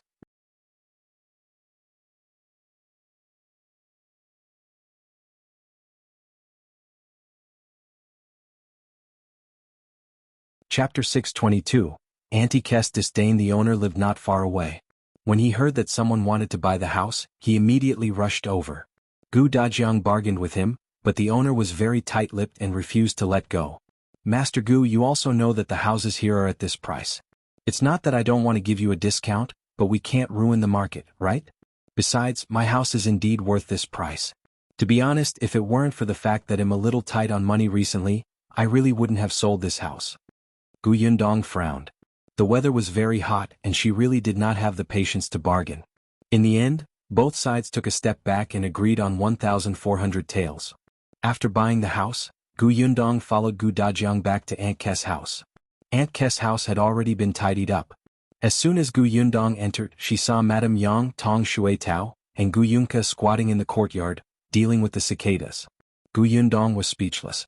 When she was in the carriage, she had told the young lady how to prepare this thing, but she did not expect her to really do it as soon as they returned home. It seemed that it was almost done. Only Aunt Ku stood in the room with a look of disdain and refused to approach.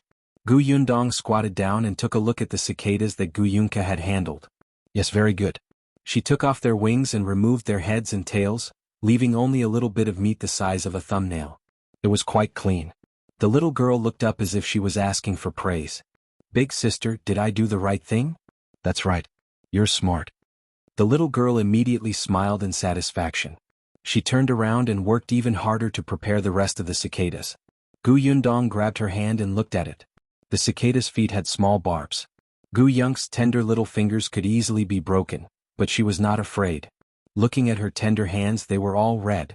But when she met her expectant gaze, Yundong could only smile helplessly and tap her forehead. All right, wash those first. Eldest sister will cook them. The cicadas would only taste good if they were stir-fried. She poured oil, added ginger, onions and garlic, and poured all the clean cicadas down. There was a tearing sound and the sound was pleasant to the ears. After a while, the fragrance exploded and instantly filled the entire kitchen. When Xiao Qingyuan and the others entered, the fragrance instantly entered their noses. Zhu followed the fragrance to the kitchen and was stunned when he saw the black cicadas. What is this? Meat. Yundong smiled. Zhu stopped asking. No matter what meat it was, it smelled delicious. Therefore, when the 2 large plates of cicadas were served, Zhu couldn't wait to pick one up and stuff it into its mouth. Yundong reminded him, remove the outer shell. Zhu hurriedly bit it open and dug out the meat inside.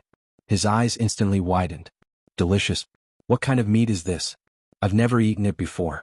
It's too delicious. Aunt Ku, who was at the side, said coldly, that's cicada meat. It's the meat of the cicadas that are always so noisy on the tree. Worms. Zhu was stunned. Zhu also looked at the 2 plates of black things in surprise. Jinxiu almost dropped his chopsticks. Xiao Qingyuan didn't mind. He had actually eaten it before, but in the past he had always roasted it and eaten it without cutting off the ends. Therefore he always felt that it had a bitter taste.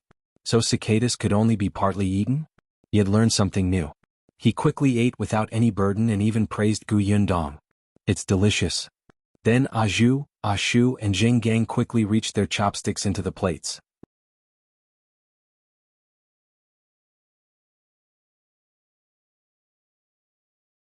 Chapter 623. Check the shop on the other side. Yunka had already peeled off a pile of shells on the table. Tong Shuitao knew what this was. Although she was a little hesitant at first, ever since the fragrance wafted into her nose, she no longer had any thoughts. She quickly ate. The Gu family did not say anything. They did not think so before, but now they realized that there seemed to be a lot of people but too few cicadas. Enko had always despised it. Even though she had salivated because of the fragrance, she had never thought of eating it. However, now that she saw that everyone at the table was like the reincarnation of a hungry ghost and did not even have the time to speak, afraid that it would delay them from eating, she actually became suspicious. Was it really that delicious? She hesitated again and again. Seeing that everyone's heads were lowered, she finally couldn't help but secretly take one. Then she turned around as if nothing had happened and looked at the black cicada. She closed her eyes and bit it. It's actually not bad. It doesn't feel disgusting at all.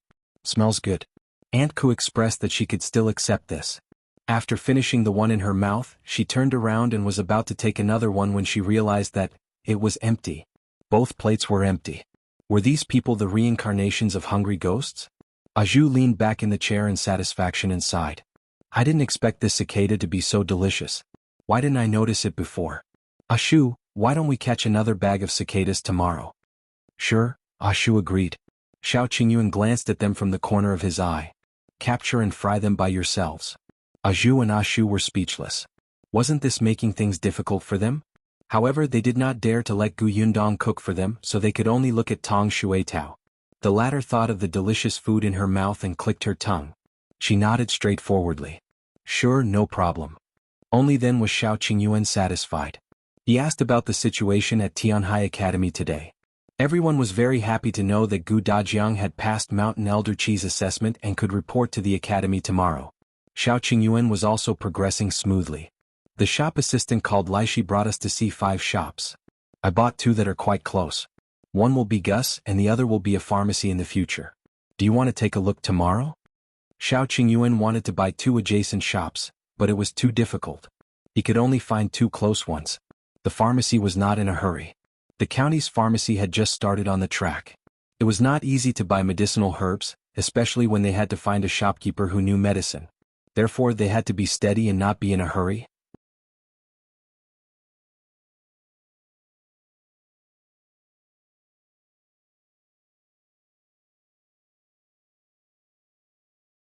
Chapter 624. Who are you? The shop that Xiao Qingyuan had bought was not in the center of the prefecture capital, but it was still a prosperous area. The road in front of the shop was very wide, and there were many people coming and going. The shop was a 2-story building with a small courtyard at the back. The courtyard was not big, but it was enough to accommodate people. Gu Yundong walked around the shop and was very satisfied. Seeing this, Xiao Qingyuan couldn't help but laugh and say, "This shop used to be a bookstore." The owner was a scholar who only read books. He wasn't good at managing the bookstore left behind by his father, so he handed it over to the original shopkeeper.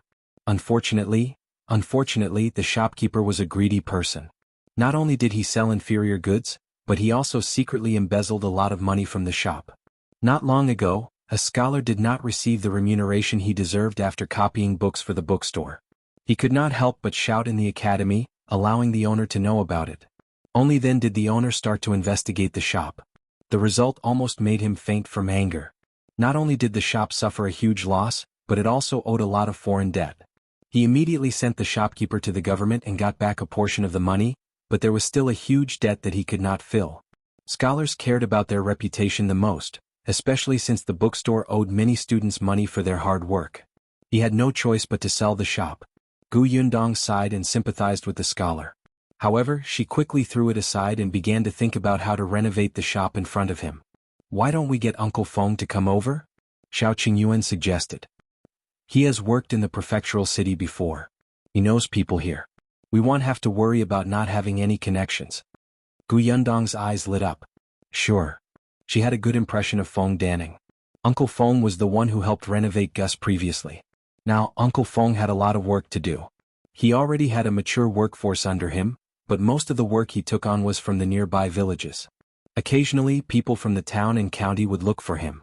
But Gu Yundong knew that Uncle Feng was also ambitious and naturally hoped to go further and higher. The renovation of the shop did not require many people. Uncle Feng only needed to bring 2 helpers. Tomorrow morning, he'll get Ashu to go back quickly and bring Uncle Feng over. Sure. Gu Yundong thought that tonight she would have to make a renovation plan according to the structure of this shop. Just as the 2 of them were chatting, a few voices suddenly came from outside. Gu Yundong and Xiao Qingyuan looked at each other and walked into the shop.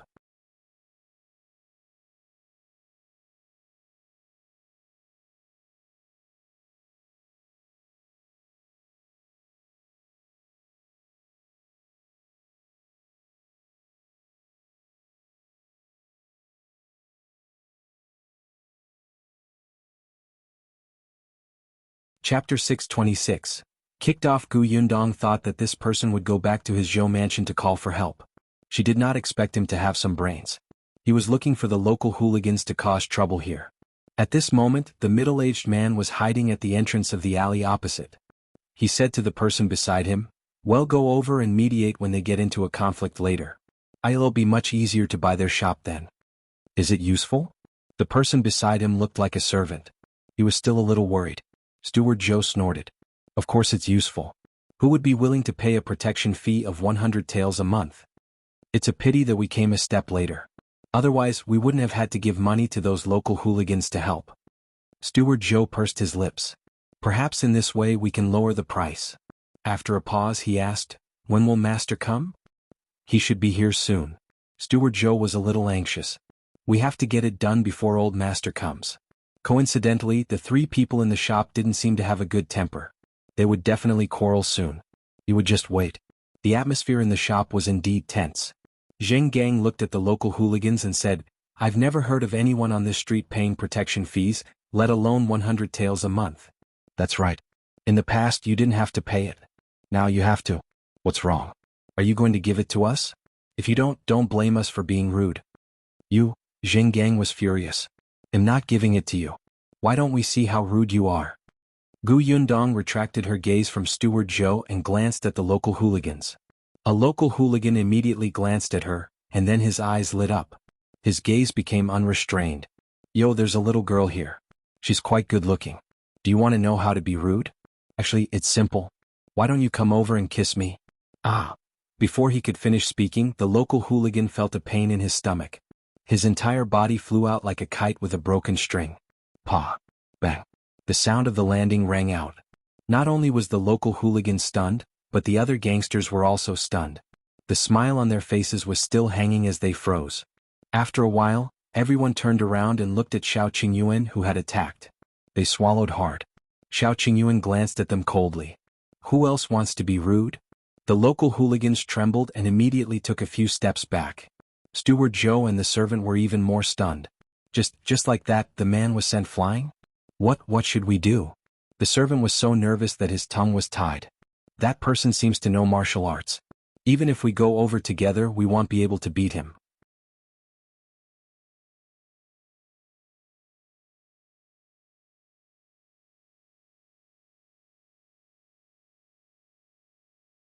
Chapter 627.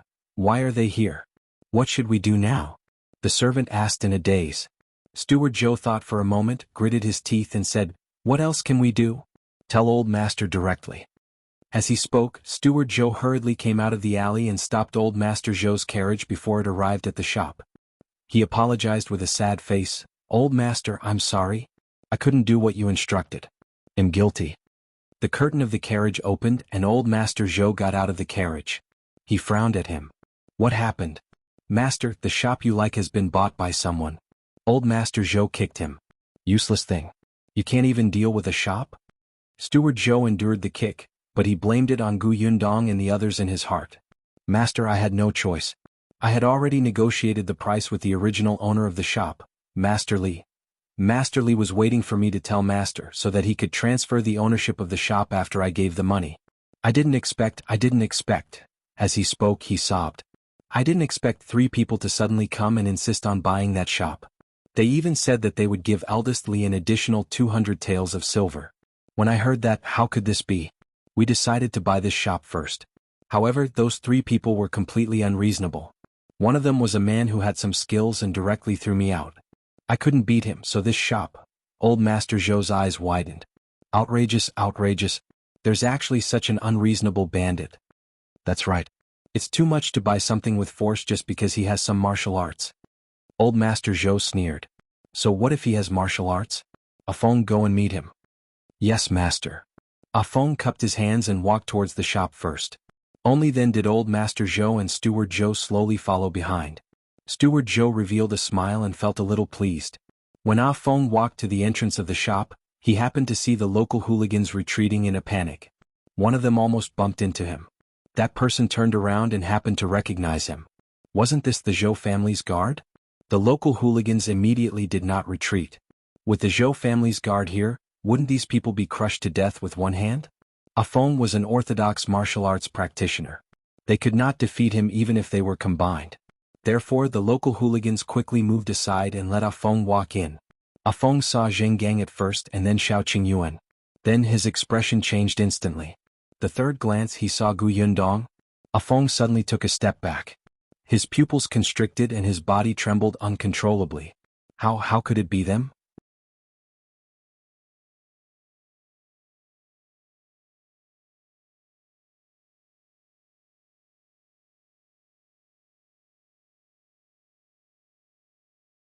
Chapter 628. Long time no see. Zhou Dufu frowned and looked in the direction where Ah Feng was pointing. The next moment his chubby body jumped up nimbly and he instantly took 2 steps back. He looked at the two of them with a trace of fear in his eyes. You, how could it be you? Why are you here? Gu Yundong knew this person. After all, he was the person who gave her money. She took another look at Steward Zhou, who was following behind her, and immediately understood.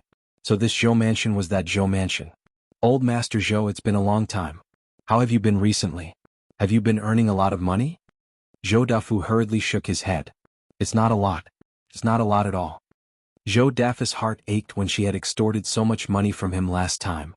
Now that he saw Gu Yundong one's cunning expression, he instantly had a bad feeling.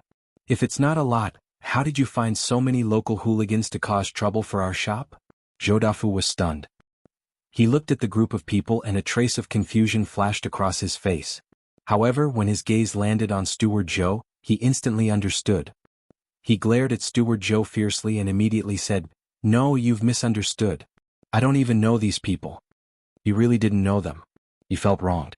Steward Zhou was completely stunned. What was going on? Did Old Master know these people? And they seemed to be very afraid. He looked at Ah Feng again. The latter did not even dare to take a step forward. Wait, where did these people come from? Steward Zhou felt a little uneasy. Gu Yundong smiled. So you don't know him? I thought that Old Master Zhou had taken a fancy to this shop and deliberately found someone to sabotage it. They even asked us for 100 taels of silver a month for protection. When I heard this just now, I was so frightened that I trembled. I would be having nightmares at night. Please stop having nightmares. If you continue, you'll have nightmares later. The corners of Zhou Dafu's mouth twitched. He shook his head firmly. I really don't know them. Those people are simply outrageous. They don't do proper business all day long and specialize in extortion. Miss, don't worry. We're all acquaintances. He'll help you deal with these people. Gu Yundong nodded. All right, then he'll have to trouble Old Master Zhou. It's no trouble. He'll take her away now. After saying that, he gave Ah Feng a look. Without waiting for Gu Yundong to say anything, he quickly turned around and left in a hurry. Gu Yundong looked at his back speechlessly. Why was he in such a hurry? She had not even mentioned the issue of compensation. However, Zhou Dafu's heart ached so much for the money that his legs almost ran away. The local hooligans were completely confused.